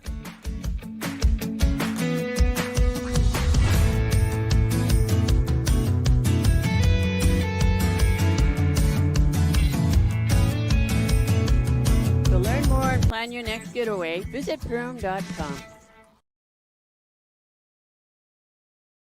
We got another half yet. Welcome back to halftime here. Jason Close with Grant Durkheising here on the Go Wild Halftime Show, presented by Frontier Airlines. Visit flyfrontier.com today to learn about the Go Wild Pass and lock in one-way flights in and out of both Fargo and Minneapolis for as low as $15. As at the half, the Yellow Jackets lead this one by a score of 14-0. A pair of Hudson Hackle touchdowns, one of 4 yards in the first quarter, and then one of 38 in the second, has the Yellow Jackets ahead 14-0 heading into the third quarter as the Hall of Famers get ready to go for one more lap around the Ted Minower Field in the Perham Trolley. And congratulations to them tonight. And there will be one that won't be joining the trolley ride. That'll be Ron Burns. You can see walking to his clipboard there, the famous statistician for Perham football. Made my job easier for many years when I was at the newspaper. And thank him and congratulate him for going into the Hall of Fame here tonight. A well-deserved honor for Ron. Jason, do you know how many years he's been doing stats for Perham football? I think the number was 38 if I remember right, or it's close to 40. I know I wrote up a little release on PerhamYellowJackets.com and had that number, and it slipped my mind right now off the number, but it's approaching 40, I think, for stats of Yellow Jacket football. Yeah, Ron Burns, he does such an excellent job, and what's cool about Ron is he's got a full-time day job here in town, and then he comes to every Friday night game. I think he's only missed like 3 in all those years, and it's for obviously good reasons. And then, he'll get those stats together, and it's by minute exactly what happens. And he's got some other guys to help him too, but he's kind of the head coach of the crew, if you will. But he emails that out to the coaches later that night, sometimes in the morning, depending on, if Perham's in Thief River Falls or East Grand Forks or when they used to play Pequot, So Ron Burns he does an excellent job with statistics. He spent 30 years as well as doing stats for the NFL and Major League Baseball, and his program is second to none when it comes to that, and it's always great. I remember walking the sidelines as a sports editor for the local paper, and always we would discuss and talk about certain plays and certain yardages. I was always off a yard or two, and Ron was right there to make sure he had the right number. Yeah, he's a really, really nice guy, and he'll talk to you like he's known you for 30 years. I remember coming to this area and meeting him probably 10 or 11 years ago and introduced myself, and we had a conversation for 5 minutes, and it was like, I've known this guy for 5 years. It's a super friendly dude, and then when the whistle blows and the game starts, he's looking at his paper and he's running right to the ball wherever it's spotted, and he's still got some giddy-up left in his step, so hopefully he gives Perham football another 15, 20 years or more. And alongside him, Ray Saylor, standing with him, does a lot of the defensive stats as well and helps out a great crew, like you said, that they have working together. Of another Hall of Famer in Ray Saylor, as we get ready to go. This is your Visit Go Wild halftime show presented by Frontier Airlines, and Frontier Airlines are getting a lot of business the last few days with the Kansas City Chiefs and the Swifties flying to Minneapolis for the big battle on Sunday, as the Vikings hope to hang with the Kansas City Chiefs on Sunday. Oh man, the media attention on that couple there, Jason, has been unbelievable. And we were talking pregame, let's talk about this a little bit. Well, I bet you the tickets are sold out. Just thinking maybe Taylor Swift is going to be coming to Minneapolis and in the bank. So, I don't know if you're a Taylor Swift fan or not. I personally am not, but I do love the Chiefs and I do love Kelsey. I think he's a really hard worker. He's a smart dude. And obviously Patrick Mahomes, he's got some of the most special talent in the whole world.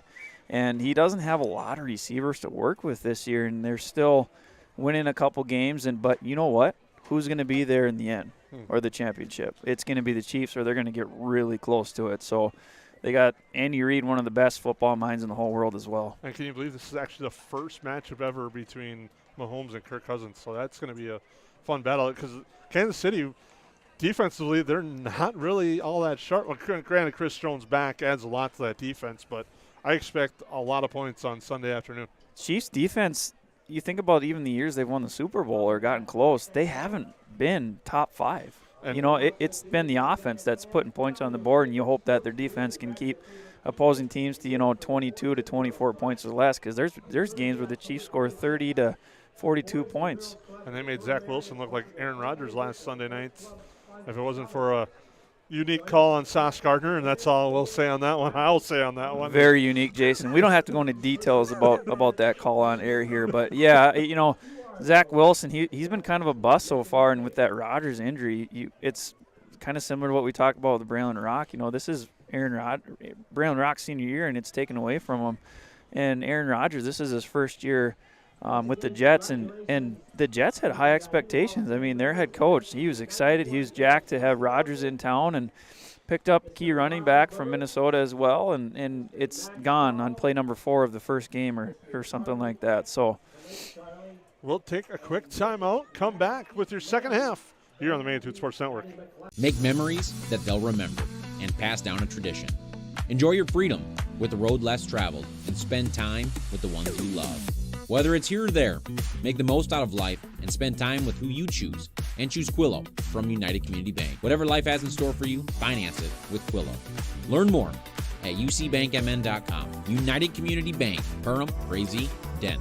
Subject to credit approval. Auto payment required. United Community Bank. Member FDIC. Equal housing lender.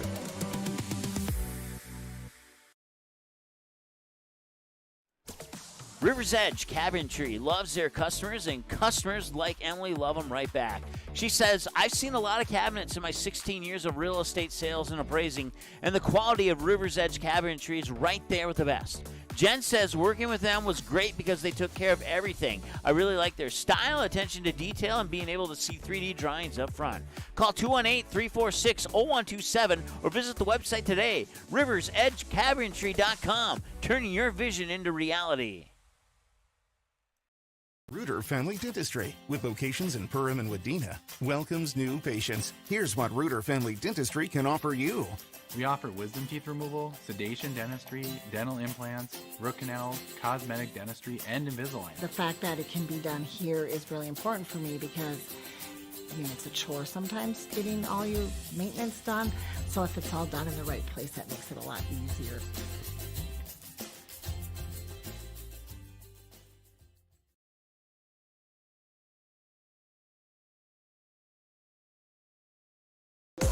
Thanks. Welcome back as we get ready to start the second half. Your KLN Friendly Brands kickoff coming up here. The Prowlers will kick things off. Again, we'd like to thank all our fans that are tuning in tonight, hopefully enjoying tonight's broadcast here on the Magnitude Sports Network. Jackson Rohde, thanks for your shout-out, buddy. JR, hope you're doing well. I know you're a big fan of athletics around this area. That's Happel. Back deep, and the kick goes towards Happel. It's going to go just short of the end zone, and Happel's going to have to come back. It's a free ball. At Thief River Falls will walk in for a touchdown. Unbelievable break there for the Prowlers as they let the ball drop. It doesn't go into the end zone. It's a touchdown for the Prowlers. Holy moly, that's a lack of communication there by Perham's two deep guys returning the ball. Picking it up is Jackson Tanner for Thief River Falls. That is a huge swing for Thief River Falls.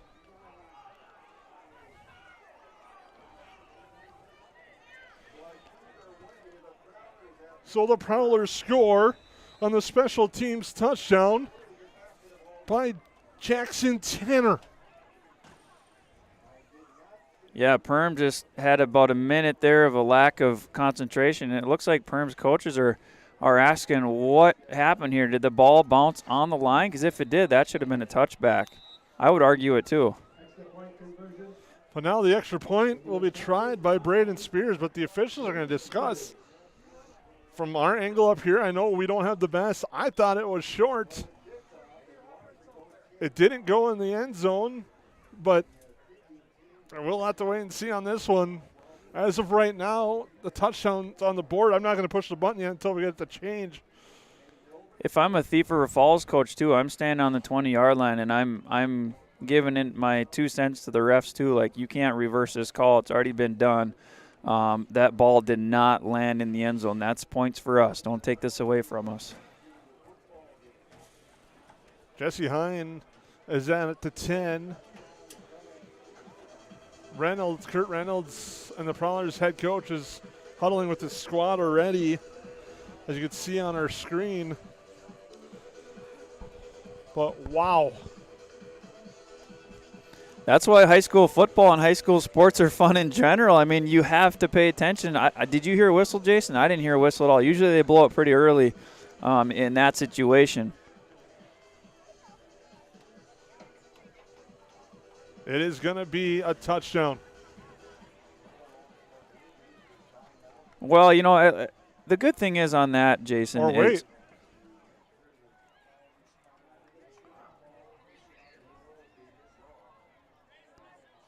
Ball will be spotted at the 2-yard line as that cannot be advanced. So they say you can't advance it, so it'll be first and goal for the Prowlers at the 4. So no touchdown, can't advance that. So it's first and goal for the Prowlers. So Rosendahl in the first big break for the Prowlers. Handoff straight ahead, plowing forward but short. It'll be second and goal. Yeah, you know, you don't see that very often on that kickoff and that kick return. Quick to the line, Prowlers. Rosendahl is going to try and get pushed forward on the sneak. Gets to the line of scrimmage, and it'll be third and goal. You know, when a team onsides it too and they're down and they onside it and it goes at least 10 yards, you have to get on it. You can't pick it up and return it in high school football. So that's something we should have thought about right away. I guess I didn't see if he picked it up and advanced it either. I thought he just kind of fell on it in the end zone. Ball now appears to be on about the 2-yard line. So it'll be third and goal for the Prowlers. Third down and goal. An unbelievable momentum swing.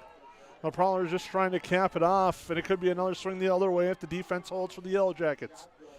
Rosendahl in the gun. Pass to the near side too far, looking for Anderson, and it's fourth and goal. Yeah, that's one of the things we discussed at halftime, Jason, is to get Anderson a little bit more involved. He has had 2 passing attempts go his way in the first half, and now number 3, I believe. But, you know, as a quarterback late in there, he's 6'5" or 6'6". He's a big dude going against a smaller corner. Give him a chance. Throw it deep. Don't throw it outside too far. Throw it so he doesn't have to turn his body completely to the opposite side. Getting the ball on the right hash. I kind of like the option of rolling Rosendahl out here with that run pass option, sending a receiver back in the back of the end zone. Yeah. Kind of what they tried to run earlier. Right, in the first half.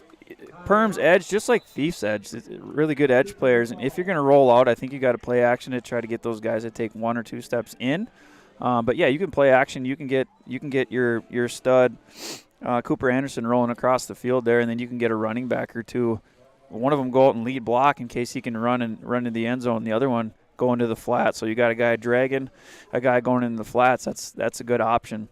What I would not do if I'm Thief River Falls, I could be way wrong here, is just do a quick dive because Perm stuffed that all night long. And, you know, they only have 2 yards to go, and it's fourth and goal. But I would still roll them out, run it if need be, throw it to a crossing tight end, or do 1 or 2 fakes and see if you can get a couple of Perm guys to step the wrong way and get a couple yards into the end zone for Thief here and put 6 points on the board. This could be our Nias Family Sales drive of the game. Either way, what happens here, Nias Family Sales Service Center can service all makes and models. Schedule your vehicle today by calling 218-346-5976. As now the Prowlers come to the line. The Pollard T. Rosendahl under center. Anderson to the left, Send a man in motion. Rosendahl pitch right side. Lundeen's nothing there, and the Yellow Jackets stand. As Lundeen couldn't get to the outside, he stood up on the far side. As Tristan Larson makes the tackle, and it'll be first down for the Yellow Jackets. We got a player down. I really like the idea of that play call, Jason, but to give you another step closer to the end zone, instead of being real tight in that power T formation, just widen out another half a step. That gives you another half a step to where you need to go, and that's 2 yards. You know, don't stay in tight. Just cheat a little bit. High school players on defense, very few of them would actually notice that, hey, these guys are a little bit wider. What's going on? This is going to be a toss or something like that. Braden a huge sigh of relief as the Yellow Jackets special teams there as the defense comes up big.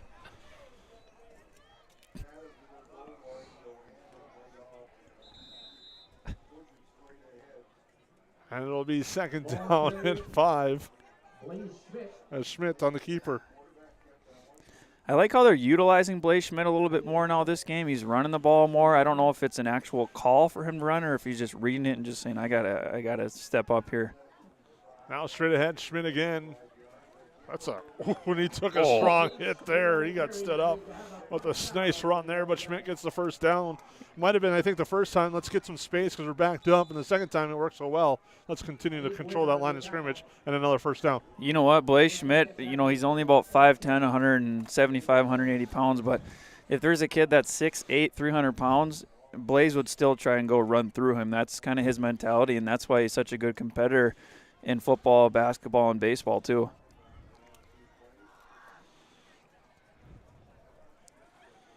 Schmidt under center, powerhouse backfield again for the Yellow Jackets. Handoff, Hackle. And he gets a nice run, breaks out to the outside, now drives forward, now a flag.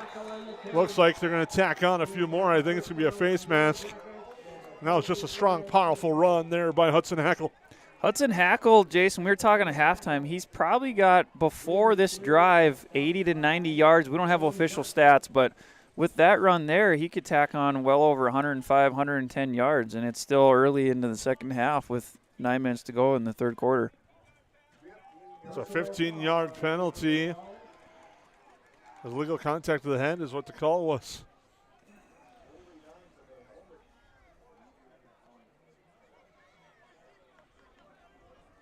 That's going to be to the 45-yard line. Breaks tonight have gone Perm's way. Thief River, there's going to break that's going to be coming here and need something for momentum if your Thief River falls. Hackle gets wrapped up. That's on Caden Rose and Jackson Hams. Wrap up Hackle as he gets to the 49. High school football, typically they blow that whistle pretty early. When you stand up for at least a second, it's early. They blow it and say, it's dead, dead, dead, dead, stop, stop, stop. That one there, that was about 2 or 3 seconds after the pile had started to move forward, stopped, and then started to move backwards, and then the whistle blew. So you got to, if you're an official, you try to do your best to keep the kids safe, and maybe one of the officials thought, hey, this guy's still moving forward, but in reality he was getting pushed backwards. Handoff, Hackle again. Sandberg does a good job opening the hole. Hackle gets to the outside. He's at the 35, spins forward, and gets brought down there by Braden Spears on another strong run by Hudson Hackle. Hudson Hackle is really good at taking the handoff, going north the first couple of steps, and then he's got pretty good vision. As you can see, he's had 3 or 4 runs tonight where he's hit the gap hard. He looks up. Where's that linebacker at? He might do a sidestep or a jump cut, we call it. He's had a nice night so far, Jason. He's showing some nice secondary bursts tonight that we really haven't seen much in the past, but again, now this time going more powerful. He's going to drag some guys forward, and now they finally blow it dead inside the 30 at the 26. Yeah, again, that's kind of a late whistle. That's when you get 4 or 5 guys on your running back or quarterback, whoever it is, and then you get one guy who's frustrated on defense, and he comes in all the corner there, and then they had a safety coming over the top too. He was a little bit late, but we've talked about this before, Jason. Perm's quarterback, Blaze Schmidt, he's holding on to the ball a little bit too late. You got to deliver the ball so the receiver catches it in stride, not have him stop and try to go up and get it, unless it's like an 18 to 20-yard fade route into the back of the end zone. That's a little different. Handoff, right side, Hackle. Into the defensive backfield and into the end zone. Hudson Hackle with the touchdown of 26 yards, his 3rd of the game. 27-yard touchdown run for Hudson Hackle. Hudson Hackle is stepping up in the absence of Braylon Rock due to the injury, and Sawyer Dillbeck, another shoulder injury. And Hudson Hackle, he's a team captain, so it's your job as a captain to get guys rallied behind you and say, we got this. We're missing 2 really important guys, but we can do this, fellas. Hey, just follow my lead, and Hudson's doing a nice job of doing that tonight. Hackle takes a quick breather. Now he's going to try for the extra points. Snap is high. Onison does a nice job to get it down, and Hackle buries it. And it's now 21-0 in favor of the Yellow Jackets as they jump ahead on your United Community Bank scoreboard by a score of 21-0. We'll take a quick break on the Magnitude Sports Network. Reuter Family Dentistry, with locations in Perham and Wadena, welcomes new patients. Here's what Reuter Family Dentistry can offer you. We offer wisdom teeth removal, sedation dentistry, dental implants, root canals, cosmetic dentistry, and Invisalign. The fact that it can be done here is really important for me because, it's a chore sometimes getting all your maintenance done. So if it's all done in the right place, that makes it a lot easier.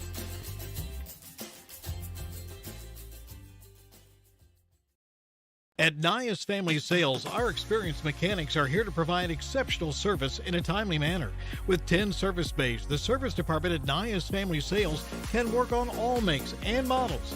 Our experienced mechanics can do everything from oil changes, tire repairs, brake service, engine and transmission repair, and much more. Schedule your vehicle today. Call 218-346-5976 or visit the Nias Family Sales Service Center at 610 East Main Street in Perham. Welcome back as we get ready to kick things off. Hudson Hackle alone. Oh, nice catch on the return by Ethan Lane. And he'll drive forward. Nice job by Lane. Quick hands there. I would say saved about 15 yards. And gets across the 36. Quick hands, especially when it's this cold and windy. You can't really feel your hands at this point. They've gone numb, and he snatched it up like a shortstop turning a double play or a first baseman getting a throw across a dime from a third baseman trying to humchuck it over there, and he throws it short. Thief River Falls, let's string together a drive. Let's get a score on the board. Let's make this a game going into the fourth quarter. Thief River Falls, your goal is to get one score here going into the fourth quarter. Get a turnover of some sort on the next drive defensively, go and score again, and keep it a one-score game with about 5-6 minutes left to go in the fourth quarter. Little by little, Thief. Now Rosendahl trips to the right in the gun. Quick pass right side. That's complete. Getting close to the line of scrimmage maybe was Peterson in his first reception. Little different formation there, Jason. 90% of the time they run that power T formation, but in this situation, when you're down by 3 scores, you can't just keep chewing the clock. DGF, they do the same type of stuff too, and they only have a double twins type of look too. So I'm guessing Thief has practiced 3 or 4 different types of spread formations, but most of the time in practice, I would guess they're learning how to block against an odd front, even front, blitz and linebackers and things like that. There's probably not a lot of time spent on this type of stuff for them. Rosendahl drops back 3 steps, pumps, fires deep, looking for Peterson. Unable to haul it in and keep his feet in. He might have hauled it in, I should say. Unable to keep his feet in, though, was Peterson. Cooper Anderson on the far side. Trying to do his best to keep the feet in bounds was Anderson, but unable to do it. It's third down. Yeah, a little bit of a crosswind here too, Jason. That ball carried, it was up in the air quite a bit. Definitely it was on the sideline, and as it started to keep going throughout there, that ball carried out of bounds, and he did catch it, but 4 or 5 yards too far to the east there. 7:24 to go, third quarter. On United Community Bank scoreboard, the Yellow Jackets lead 21-0. Rosendahl again in the gun, trips to the right side. And a lot of movement, and now it's blown dead. False start against the Prowlers, backs them up, 3rd and 15. 2 guys in false start there, Jason. 2 guys weren't set or left early. Thief River Falls may not be a bad idea. I know you're down 3 scores, but this is a huge third down here because if you don't get the first, you're giving Perham the ball midfield to possibly go up 4 scores. So take your time, get the right call in, get the right guys in who you want. And if you are thinking, should we do this or that, call a timeout. You're down 3 scores, but this is a huge third down, especially when it's 3rd and 15. The Prowlers break the huddle. They go back to their power T with 1 receiver left. And handoff right side. That was Hams. And Hackle there on the tackle. Not much for Hams. It's 4th and long. And now they'll punt, and Gage Onenson will be back in punt formation. Yeah, I'm not really sure about that one, Jason. Just doing a quick dive up the gap and try to get 15 yards. It's almost like let's punt it away and pin him deep versus let's try to take a shot and get a first down and try to get points. Thief River Falls a little bit unorganized right now. Snap. That was a good snap. Another nice kick. Spears again. Onenson steps up, catches this one at the 39. Comes out to the right near side, catches midfield. Now gets to the 40, drives forward and driven down at the 36 and 37. And Onenson pumps up with some energy on that return. Yeah, good return, but I believe that was number 8, Easton Kennedy for Perham, blocking the gunner on the near side for Thief. Had that huge block and just kind of lifted him up off his shoes and drove him right into the ground. Yellow Jackets will have it 1st and 10 at the 37 of the Prowlers, leading 21-0 in the third quarter with 6.5 to go. Thief still doing the same thing defensively. Hackle, right side, gets stood up, and the power of Huddy Hackle just drives him forward across the 35 to the 34. Goes him and Ethan Lane right away, as well as a few others. Griffin Lundeen, and gets helped up by Griffin Lundeen. Excuse me, Jason. Given the game that Hudson Hackle has had, if I'm Thief, I don't know if you've practiced this or not, I would do some type of monster or spy. Late flag. Sorry about that, Grant. There's a late flag.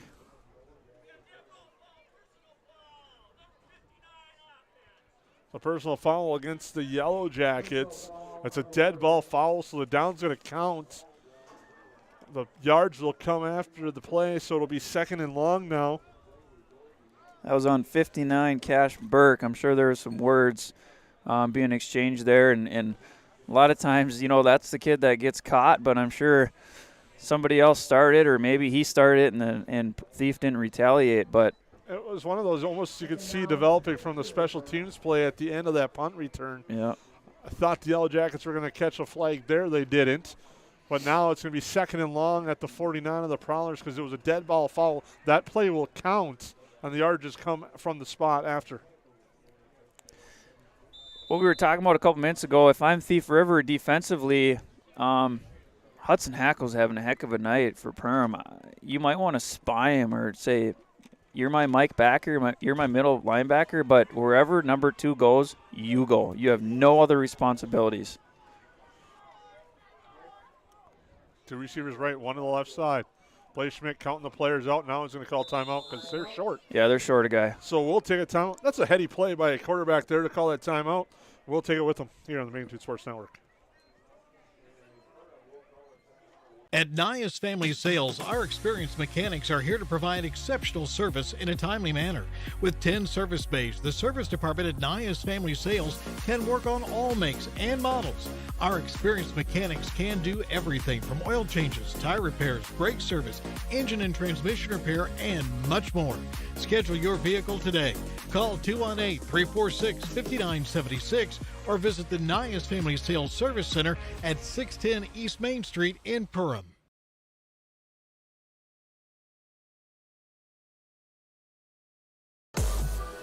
Welcome back. Oh, the timeout. We were talking off the air. A good timeout called there by the Yellow Jackets as they were short a wide receiver on that play. And a good use of one, especially you're up 21-0. I know they're more valuable in that second half, but that's one really you want to use right there and get set up and reset. Now we got trips right, 1 left. Schmidt in the gun, ball in the near hash. Schmidt drops back, looking to set up a screen. It's there, but Hackle unable to finish it. As he drops that one, he knows he's going to want that one back. I think he saw the blockers in front and the green in front of him as well. That would have been a big play. Yeah, for sure. And just that's about the only thing he hasn't done right tonight, Jason. He's done everything else, offensively, defensively, special teams-wise. 3rd and about 19 or 20. maybe a QB draw, spread them out. Otherwise, you try and do like a wheel cross type of concept if you want to shoot for the first down. Otherwise, you just hand the ball off and punt them, pin them deep. I like that bubble that they've been running, but now they're going to roll out. Schmidt come back near side Hackle. Hackle cuts upfield, spins forward, drives down, back to the original line of scrimmage. And it's coming back if Thief River elects to do it. There's a hold on the Yellow Jackets. Interesting decision. Do you make it 4th and 9, or do you back them up even more and play the field position game and hope you don't get a defensive penalty that could lead to a first down? Yeah. It's a unique one. It is. Definitely given the spot right here, I think you back them up. Especially where the flag came down. The flag is at the 46 of the Yellow Jackets on the hold. They're going to look, early indication is the guy running the 6 is going to move him back. Yeah, I would back them up too, especially because Thief doesn't have a lot of spread type of formations where they can throw it down the field and get points in a hurry. So, field position battle-wise, yeah, back them up. It's a smart move. It's all the way to the 40. So it'll be 3rd and a mile. The Yellow Jackets need to get to their Prowler 27. 3rd down and a bunch here. 33. 3rd and 33 is what they call it. 2 receivers left, 1 on the right side for Schmidt. Hackle to his left. Schmidt's going to roll. Now it's a draw to Hackle. Nice stiff arm there by Hackle across the 50 to the outside. Drives forward, late hit here possibly. Here at the 38. Again, tough angle here. Might have been the contact along the sideline before he got out of bounds is what the officials rule it. And it'll be 4th and 11 after the 22-yard gain. Yeah, that's a unique draw there, Jason. The quarterback runs like he's rolling out one side or the other, and as he's rolling out, the running back's just sitting there with one of his arms up, and the quarterback just slides it right in the breadbasket there. And the running back, sometimes those types of plays will sit there for a second and let the teams flow to the quarterback. Otherwise, if they get ants in their pants, they just take it and they go with it. I have to say, Grant, in three of our games here this year, the second half has always been a little bit unique the way the Yellow Jackets have been able to build up the leads and then work the clock. But the Yellow Jackets are going to go for it here on 4th and 11 with 3 receivers left, 1 on the right side. Schmidt fires over the middle, pass complete, and in to Prowler territory, deep into the territories. Easton Kennedy on the 4th down reception, 1st and goal for the Yellow Jackets, all the way down to the 4-yard line on a nice pitch and catch. Schmidt to Kennedy. Yeah, when you go for it on 4th down like that, you're saying this is our house. We got this game under control. Try to stop us, and if you do, we're still up 3 scores, 21-0. We got the time in our favor. I like it. 1st and goal, and they say it's the 5. Schmidt's going to try to keep it himself, and he'll push forward in the end zone for the touchdown. 5-yard touchdown run for Blaze Schmidt, and the Yellow Jackets lead 27-0. This is where they say, for you football fans out there or any type of sports fans, when you get up this many points with not a lot of time left, 4 minutes left to go in the 3rd and all of 4th, that's kind of the dagger, Jason, right there. Schmidt with his first touchdown, the 4th rushing touchdown of the game. Hackle for the extra point. Snap, spot, and the kick on its way, and Hackle is good again. Hackle 4 of 4 on extra points.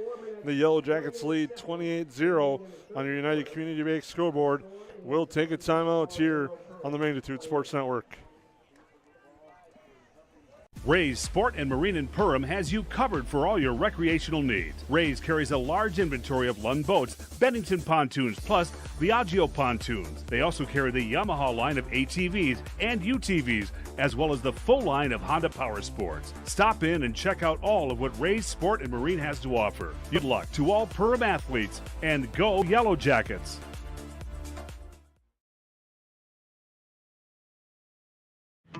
Say hello to Taylor Doll at the Backyard. Taylor keeps the store filled with your pet's favorite pet food, pet treats, and pet toys. hard-to-find items like retractable dog leashes and pet supplements. The Backyard also carries everything you need for your livestock and poultry operations.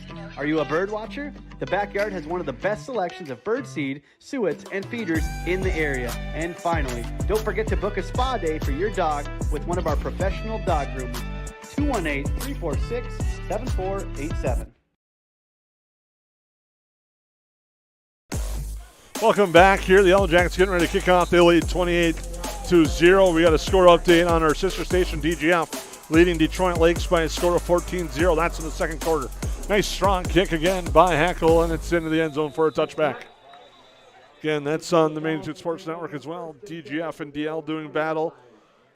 DL does have the football right now, trailing DGF 14-0. The Yellow Jackets have taken control of this one in the United Community Bank scoreboard, Grant. It's been ground and pound has been the key for the Yellow Jackets behind the play of Hudson Hackle, who's going to stamp his name as the early favorite for our player of the game, brought to you by J&L Nutrition in the Backyard. We'll find out more about that in the EOT Insurance postgame report. Grab a quote today by visiting EOTinsurance.com. Prowlers come back with the football. Rosendahl goes right side, keeps himself, picks up a first down for the Prowlers across the 30. Nice run there by Rosendahl. You know, you talk about offensively for Perm, Hudson Hackle having a really good night as far as yards and touchdowns and things, but who blocks for him, Jason? The linemen, the Hogs. You know, they're in the trenches, they're grinding, and they don't get a lot of the notoriety that they should. So you got Cash Burke, Jackson Vetch, Carson Byer, Dylan Ralston, some of those guys doing a lot of dirty work. And another guy that's really stepped up in a unique spot tonight, Brandon Sandberg up front for the Yellow Jackets, taking on that fullback role tonight. You talked about guys having to step up without the injuries, with the injuries to Braylon Rock and Sawyer Dilbeck, and one of those guys that's really stepped up tonight has been Brandon Sandberg. Yeah, Brandon Sandberg's listed on the roster as an offensive lineman or a tight end type, but you know, with his big frame, he's got to be 6'5", 240, 250 pounds. That first drive offensively, there was quite the push for Perm. I mean, he was the lead guy as the fullback blocking for Hudson Hackle there. Second down. Handoff right side and a big hit there on the carry by Winter. And he'll bring up third down as Larson, who's had a nice game defensively as well, brought him down as we approach 3 minutes in the third quarter. Yellow Jackets lead this one 28-0 behind 3 rushing touchdowns from Hudson Hackle and 1 from Blaze Schmidt.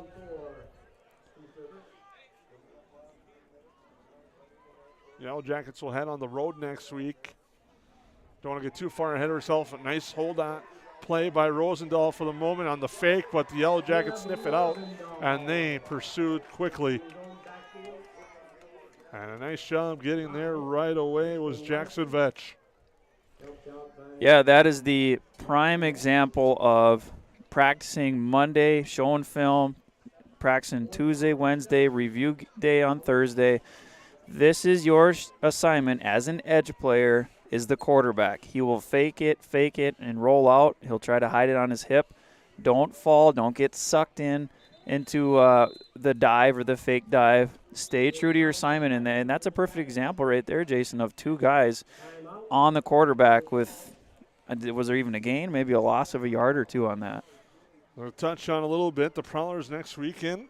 They will be taking on Fergus Falls at home. The Yellow Jackets head to Morris to take on Morris area, Chicago, Alberta, and is leading that into a score update. With 5 minutes to go in the fourth quarter, East Grand Forks has the football. They're tied at 7 with that one in East Grand Forks. Just down the road, Dilworth, Clinton, Felton leads Detroit Lakes by a score of 14-0. And a few score updates that are going around in the area. There's a lot of games kicking off just about a half an hour ago. But that Detroit Lakes DGF one is a game that a lot of people have their eyes on, as well as East Grand Forks and Morris, as it's fourth down now for the Prowlers.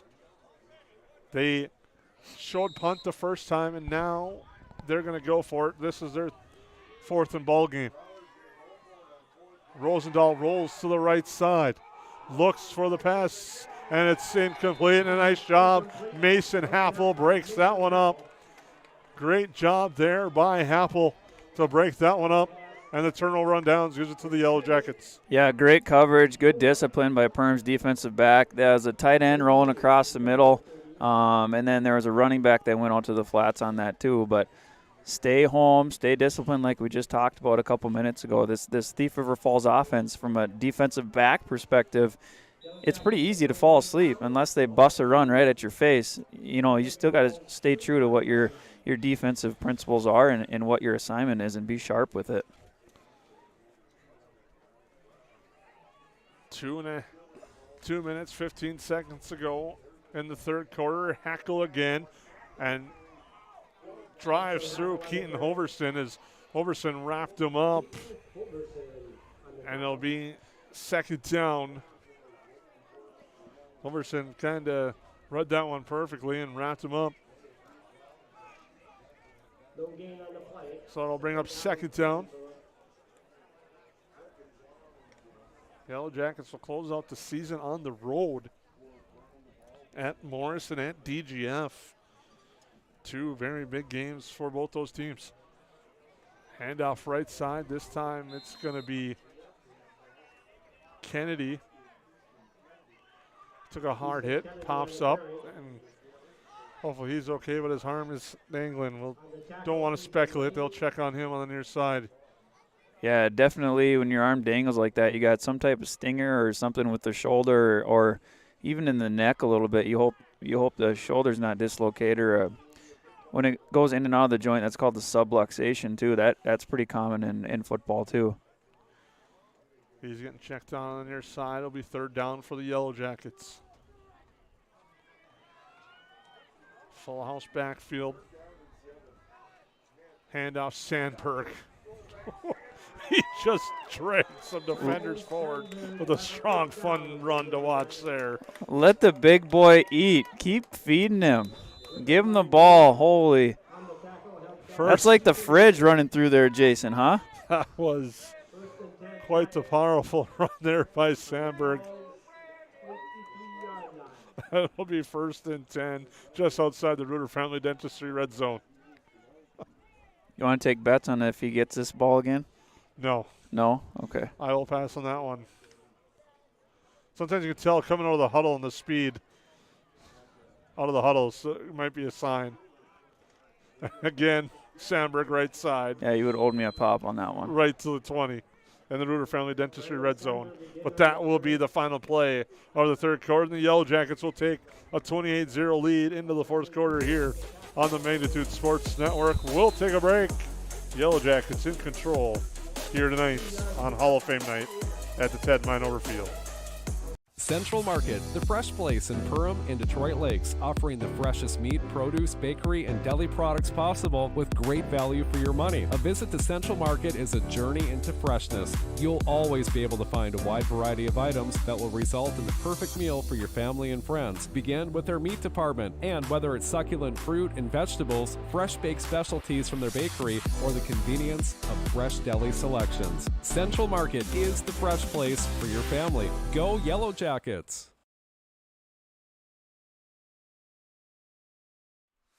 Hansen's Plumbing and Heating provides the highest quality products and services to ensure the comfort and safety of all their customers. It's what they do. Henry Hansen, later known as Hardware Hank, first opened the family hardware store in the early 1930s in Burgess, Minnesota. Today, they are proud to carry on his legacy of hard work and honesty through teamwork, fellowship, cutting-edge technology, and forward thinking. 218-346-2422 or make a visit in Perham, Burgess, or Detroit Lakes today. Hansen's Plumbing and Heating, proudly serving Minnesota families for over 80 years.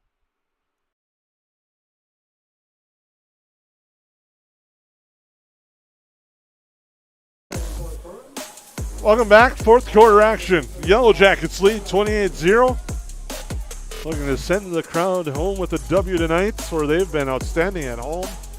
2-1 overall in the year. The final regular season home game might possibly be the final game at the Minover Field this year.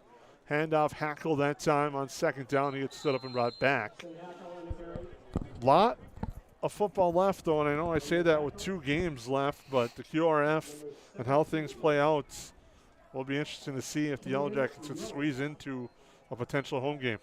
Yeah, it puts a lot of emphasis on who won that head-to-head matchup. Even if you're 22 QRF points apart, whoever won that head-to-head flips automatically, and you can flip another team too if you beat that one. But there's key point. They got to be touching though, and that's Right. the key point. It can't be a 3 and a 3 and a 1. Correct. They have to be touching in that range. Yep. And that's basketball too, girls and boys.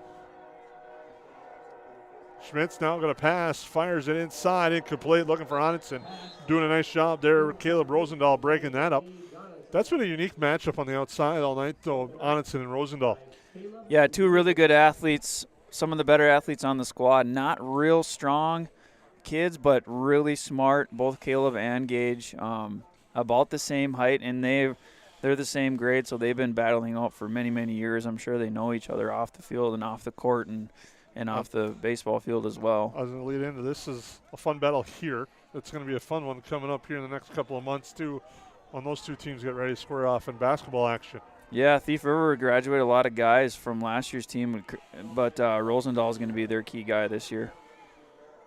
The Yellow Jackets, the I formation, Schmidt sets the pass near side for Hackle. He's got a lot of green in front of him. Hackle on the near side, breaks the tackle, drops back, cuts into the end zone, dives to the pylon, touchdown.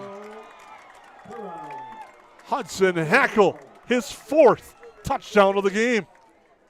You know what made that play, Jason? Quarterback looked to the right, threw it to the left, did exactly what he's supposed to do. And the second thing that made that play was Perham had two really good blocks on the edge with two receivers blocking their guys, held the blocks for a couple seconds, just long enough for Hudson to scamper in for another touchdown. This has got to be a career high for him. And now Hackle is 4 of 4 on extra points. The kick on its way, off the upright. Dunk. And good. He's 5 of 5.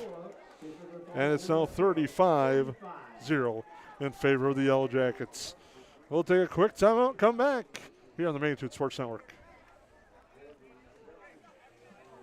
Ray's Sport and Marine in Perham has you covered for all your recreational needs. Ray's carries a large inventory of Lund boats, Bennington pontoons, plus Viaggio pontoons. They also carry the Yamaha line of ATVs and UTVs, as well as the full line of Honda Power Sports. Stop in and check out all of what Ray's Sport and Marine has to offer. Good luck to all Perham athletes, and go Yellow Jackets! Every day, thousands of dogs in the lakes area are told to stay. When they wanted to play at the Backyard Playcare, Doggy Daycare, or Playcare is the perfect spot for your dog.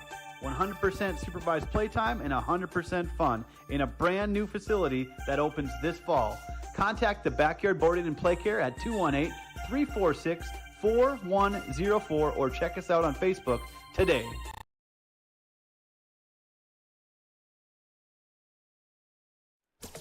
River's Edge Cabinetry loves their customers, and customers like Emily love them right back. She says, I've seen a lot of cabinets in my 16 years of real estate sales and appraising, and the quality of River's Edge Cabinetry is right there with the best. Jen says working with them was great because they took care of everything. I really like their style, attention to detail, and being able to see 3D drawings up front. Call 218-346-0127 or visit the website today, riversedgecabinetry.com, turning your vision into reality.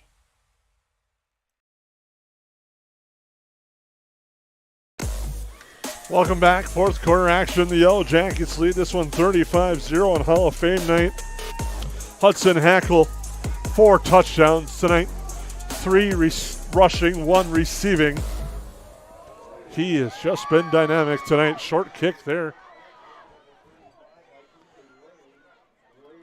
Didn't see who was kicking it because actually watching your sideline as Hudson Hackle had his helmet up in the air.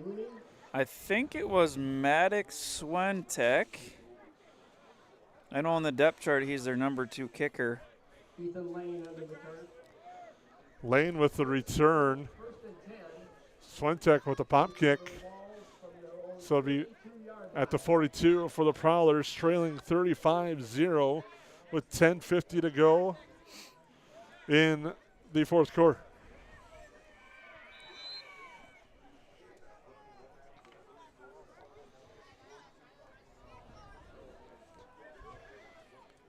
The Yellow Jack, or the Prowlers come to the line. Pass incomplete by Rosendahl, looking for his big target of Cooper Anderson, but it falls incomplete. Thief River in a diamond formation a little bit, mixing it up. You can still call the same plays out of that as your power T formation. That's the nice thing about diamond and the power T, just they're in different spots. Numbers are still the same. Now, just kind of one of those situations, you look at how things are playing out, getting different things on tape, as you're kind of now looking forward to what's coming up in a few weeks. Handoff straight ahead. Nice run there that time. I see the number. That was Hams 14. On the return, on the run there. Jackson Hams with a nice run. It's going to be 3rd and short. Yeah, Jackson Hams, number 14. He's a junior. He plays running back, obviously, and linebacker, defensive. Was it 35-0? Rosendahl is going to keep it on the left edge, get the first down to the 45-46. A nice run there by Rosendahl. We got a Thief River Falls player down. He pops back up. It's good to see him get back up. That's Nathan Alcantar. He pops back up. It'll be first down for the Prowlers at the Yellow Jacket 45.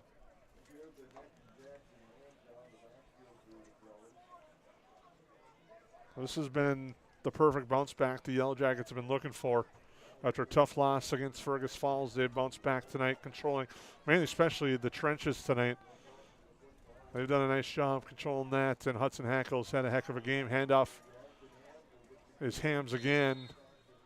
Elijah Lehman, the ball carrier. It'll be second down and 6. One of Perham coaches is barking down there. Seeing a bunch of different players coming in the game now with the lead. Valuable minutes for that second and third group here at the varsity level. Ooh. That was quite the hit there on a strong run. Jackson Tanner. That is Tristan Larson, I believe. He laid the smack, but he kind of got pushed backwards too. That might have been a head-to-head. We'll take a quick timeout. At Nias Family Sales, our experienced mechanics are here to provide exceptional service in a timely manner. With 10 service bays, the service department at Nias Family Sales can work on all makes and models. Our experienced mechanics can do everything from oil changes, tire repairs, brake service, engine and transmission repair, and much more. Schedule your vehicle today. Call 218-346-5976 or visit the Nias Family Sales Service Center at 610 East Main Street in Perham. What sets the world's leading hospitals apart from the rest? It's their continued ability to deliver the highest quality patient care. Perham Health is honored to be a top 10 Minnesota hospital. Patients experience it, and Newsweek has recognized it. Even during the unpredictability of the pandemic, the nurses, doctors, and many others at Perham Health put their best foot forward. Thank you to everyone at Perham Health for continuing to provide the best patient care. Good news is Tristan Larson was able to get up and walk off under his own power. We're back to live action. Handoff right side. Thief River Falls will get the first down across the 35 to the 33. That was Tanner again. So that's first down for the Prowlers.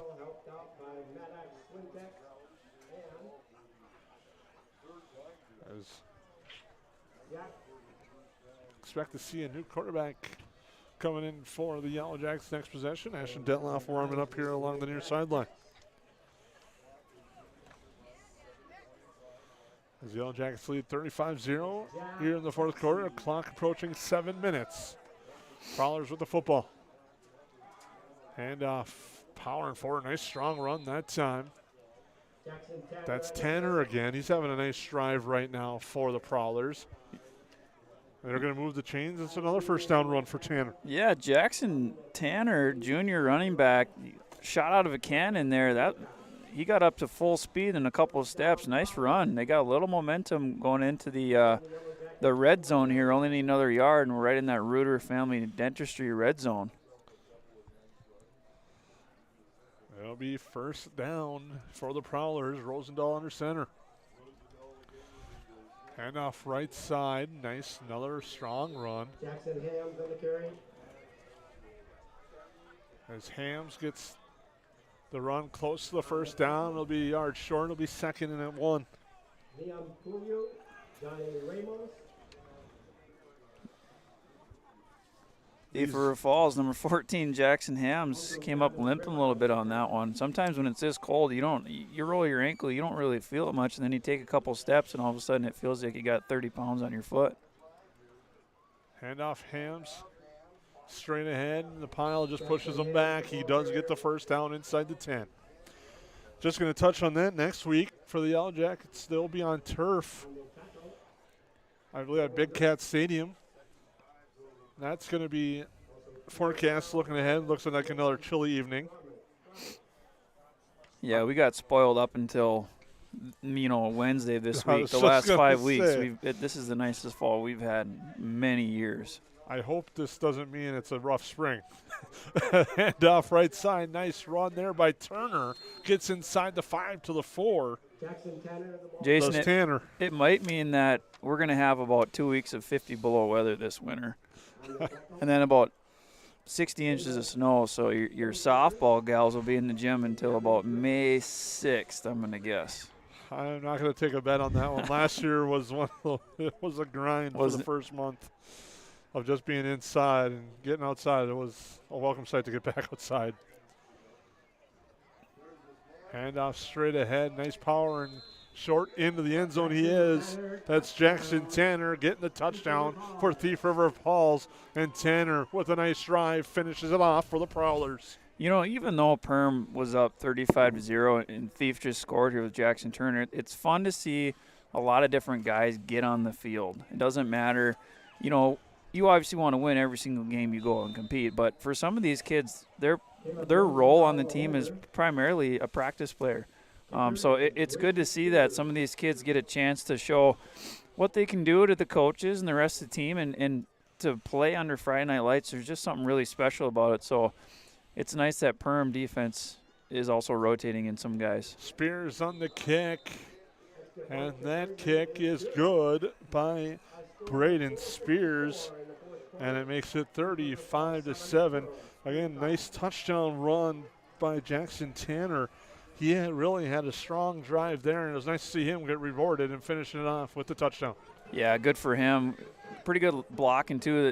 Thief, they subbed in some other linemen, too. So it's basically Thief's twos versus Perham's twos that last drive. And I would expect the same thing offensively here. But sometimes when you get to this point in the season, too, if you don't have a lot of numbers, you don't necessarily have a kickoff group number 2 or a kickoff group number 3 or kick return group number 2. A lot of times it's your JV type of players, given this unique situation that Perham's in 3A and Thief River's in 3A. So same thing is, you bring your number 1 team out there, you go and kick it off. Thief's probably going to have their number 1 kick return out there, and then once you get the ball down, whistle blows, you bring in your 2s or your 3s. Same thing as if a team goes 3 and out and they got a punt, you'll probably say 1 punt, you're in, punt it and get them off the field. On our sister station again, DGF taking on Detroit Lakes. That's on a sister station. Park Rapids doing battle with Barnesville. Both those games started at 7 o'clock, so those are going on our sister stations. Waiting to see the feed come back on DGF and Detroit Lakes. They're on a commercial break now. Is there a score on that Barnesville Park game? I will get that one loaded up here as this kickoff gets ready to take off. Barnesville's still undefeated in their section, and they have another year of, I wouldn't say as dominating as last year, but they're having another good fall. They're up 36-0 on Park Rapids. Kick is away. That one will go into the end zone for a touchback. The drive of the game, we'll touch on it. It's going to be a special teams play, which ended up being a stop leading into points, and we'll touch on that in our postgame show brought to you by EOT Insurance. That's coming up as our drive of the game brought to you by Nice Family Sales. I know it's not really a spoiler alert, just told you what it's going to be, but we'll touch on it in our postgame show. So we got under 5 minutes to go. So the Yellow Jackets will make a change on offense. Blaze Schmidt will be out, as well as much of the number ones, as you said, and Ashton Detloff will get his first action at quarterback tonight for the Yellow Jackets. And it's a fumbled snap, and it gets punted back to the deep back there. Ty Rooney drops on it and covers it up. Well, and Jason, honestly, too, I don't think full house backfield, two of the backs behind the quarterback, they weren't set either. So if that would have been a huge gain, I'm assuming there would have been a flag thrown. Otherwise, from a reffing official standpoint, it's 35-7 with 4 minutes left to go. You got your 2s and your 3s in. You let a few things slide as long as the game is still safe for all the kids. It's a teaching and veteran officiating moment right there, because it works as you able to explain those situations. Hand off. Getting to the outside with a nice run here, and a big hit there. Absorbing that one was Gavin Griffin. I see it's a nice run there for the Yellow Jackets to the 40. Yeah, Gavin Griffin, he's a freshman. I remember hearing about Gavin last spring as an 8th grader. He worked his way up to the varsity starting lineup in baseball after a couple of games, and he hit really well, and he was kind of at the bottom of the order, and then he ended up being, don't remember for sure what I remember hearing, either first or second in the lineup. So now he's getting a chance to show what he can do on the football field too. DGF leads Detroit Lakes 14-0. That's at halftime. Rooney gets to the line of scrimmage before he's eventually wrapped up. And it'll be second down. Yeah, Gavin Griffin helped lead the Yellow Jackets to help played a big role. Ashton Tetloff as well, amongst others on this squad. Blaze Schmidt helped the Yellow Jackets to that runner-up finish in state baseball. And Gavin Griffin, 8th grader, came on strong, did a nice job in the outfield. Yeah, he can fly like the wind. He's a really, really good athlete, and he reminds me a lot of Colton Hackle that graduated from Perham a couple years ago too. Colton's a little bit stronger at this age, but speed-wise, I'd say they're similar. I think both have pretty good sports IQ as well. Griffin again, nice cut there. Now cuts along the near sideline, gets to the 47. And Colton Hackle is having himself, I think he's a little bit banged up right now, but he had a couple of starts at Northern State at quarterback, had a good game against the Bulldogs, led his team to a win. Not against the Bulldogs, but I believe it was Mary that he led his team to a win. Been banged up, didn't play last week, but he's seen some nice time after transferring from North Dakota to Northern State. Yeah, he was player of the week a couple of weeks ago, and then I think he took a shot to the ribs, and so he's been out lately, but smart move with him, going to UND Division I, that's a full-time job and then some, and I don't know where he was at on the depth chart, but if he obviously didn't foresee himself possibly playing the next year or two, and he's such a competitor too, like his brother Hudson Hackle, that it was smart for him to move to a different spot, and he's earned the job after 2 or 3 weeks into the season. So, congratulations to Colton Hackle. And there's some Thief River Falls guys. There's one at Bemidji State. There's one at NDSU, and Perm's got some football guys playing at some high levels too. You still have Logan Richter at the U. He's been there, probably 5 years now with the gray shirt, red shirt, and COVID. He's got a couple of years left if he wants to do that. And he's been seeing some good time. Had a big tackle against Louisiana last week. Yeah, and they have a big game on Saturday night. Yeah, he's been rotating in quite a bit on defense. And you got Finn Diggins at NDSU too. And he had 3 receptions on Saturday. Yeah, he sure did. Detloff. And it is victory formation time for the Yellow Jackets, as they will leave Hall of Fame nights with a 35-7 victory tonight. You know what the last thing is you do on Thursday at 5:30 or 6 o'clock in practice, Jason?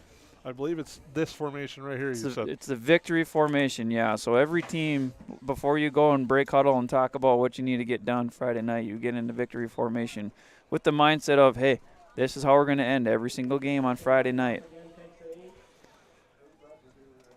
And the Yellow Jackets will move to 500 with the victory and will head to Morris and Big Cat Stadium to take on the Tigers. We'll have score updates in our post-game show coming up. But the Yellow Jackets earn a 35-7 victory tonight over Thief River Falls. So stay tuned for our EOT Insurance post-game show coming up, where we'll have our Nias Family Sales drive of the game, as well as our J&L Nutrition in the Backyard player of the game. That's all coming up in our EOT Insurance post-game report. Grab a quote today by visiting EOTinsurance.com. We'll take a break. Come back to wrap things up here from the Ted Mine Field in Perham on the Magnitude Sports Network. Odds are there's an ace right in your neighborhood with expert advice and the right tools to make your quick fixes even quicker.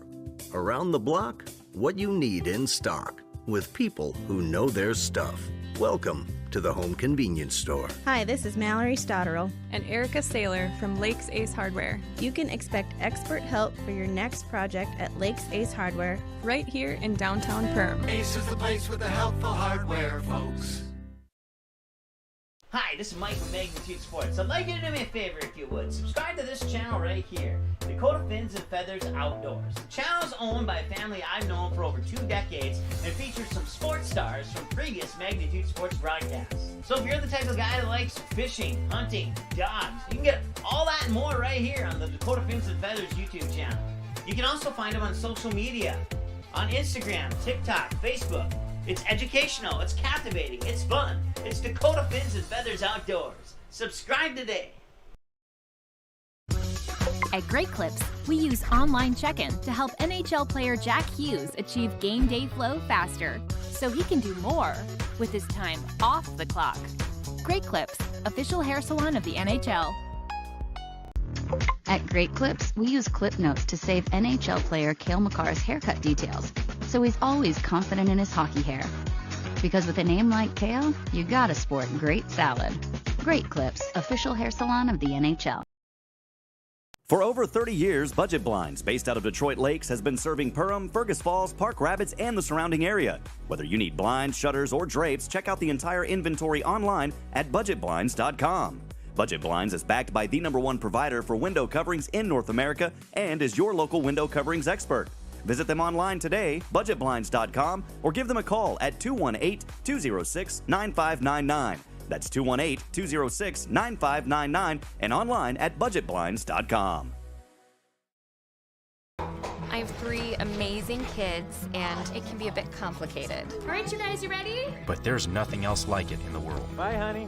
Traveling with kids is on another level. Yay, let's go. I appreciate all the extra help I can get when we fly. Hi, how can I help? I'm honored to get every passenger to their destination. I'm so grateful that I've been able to fly with my 3 young kids. At Frontier, we get it. We're flyers too, and we believe the sky is for everyone.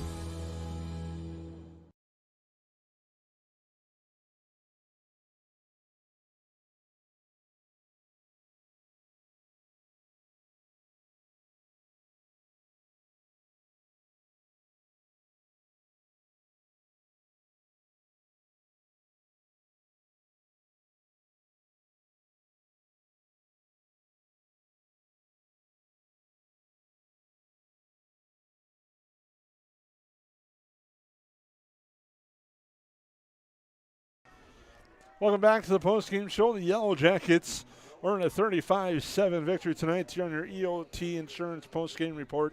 And the Yellow Jackets improved to 3-3, while the Prowlers dropped to 1-5, with the loss tonight.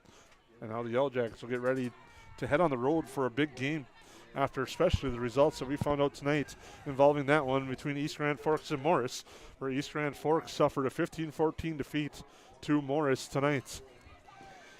Yeah, Perham set the tone right away defensively, making Thief River punt, and then Perham goes down and scores and puts 7 points on the board. And from there on out, Perham didn't really look back. Thief threatened a few times. Perham had a few breaks go their way, and fortunately for Perham, they put enough points on the board where it forced Thief River Falls to get out of their power T formation and go to a little bit of a diamond, a little bit of a offset doubles and trips look. But, those types of things for Thief, I'm sure they don't practice that very often. So they didn't have any success. And Perham's defensive backs, they held true to their assignments, and they did their job when Thief did pass it. And unfortunately for Thief River Falls, the quarterback tight end connection just wasn't there tonight. He tried 4 or 5 times, but they weren't able to connect and get points on the board.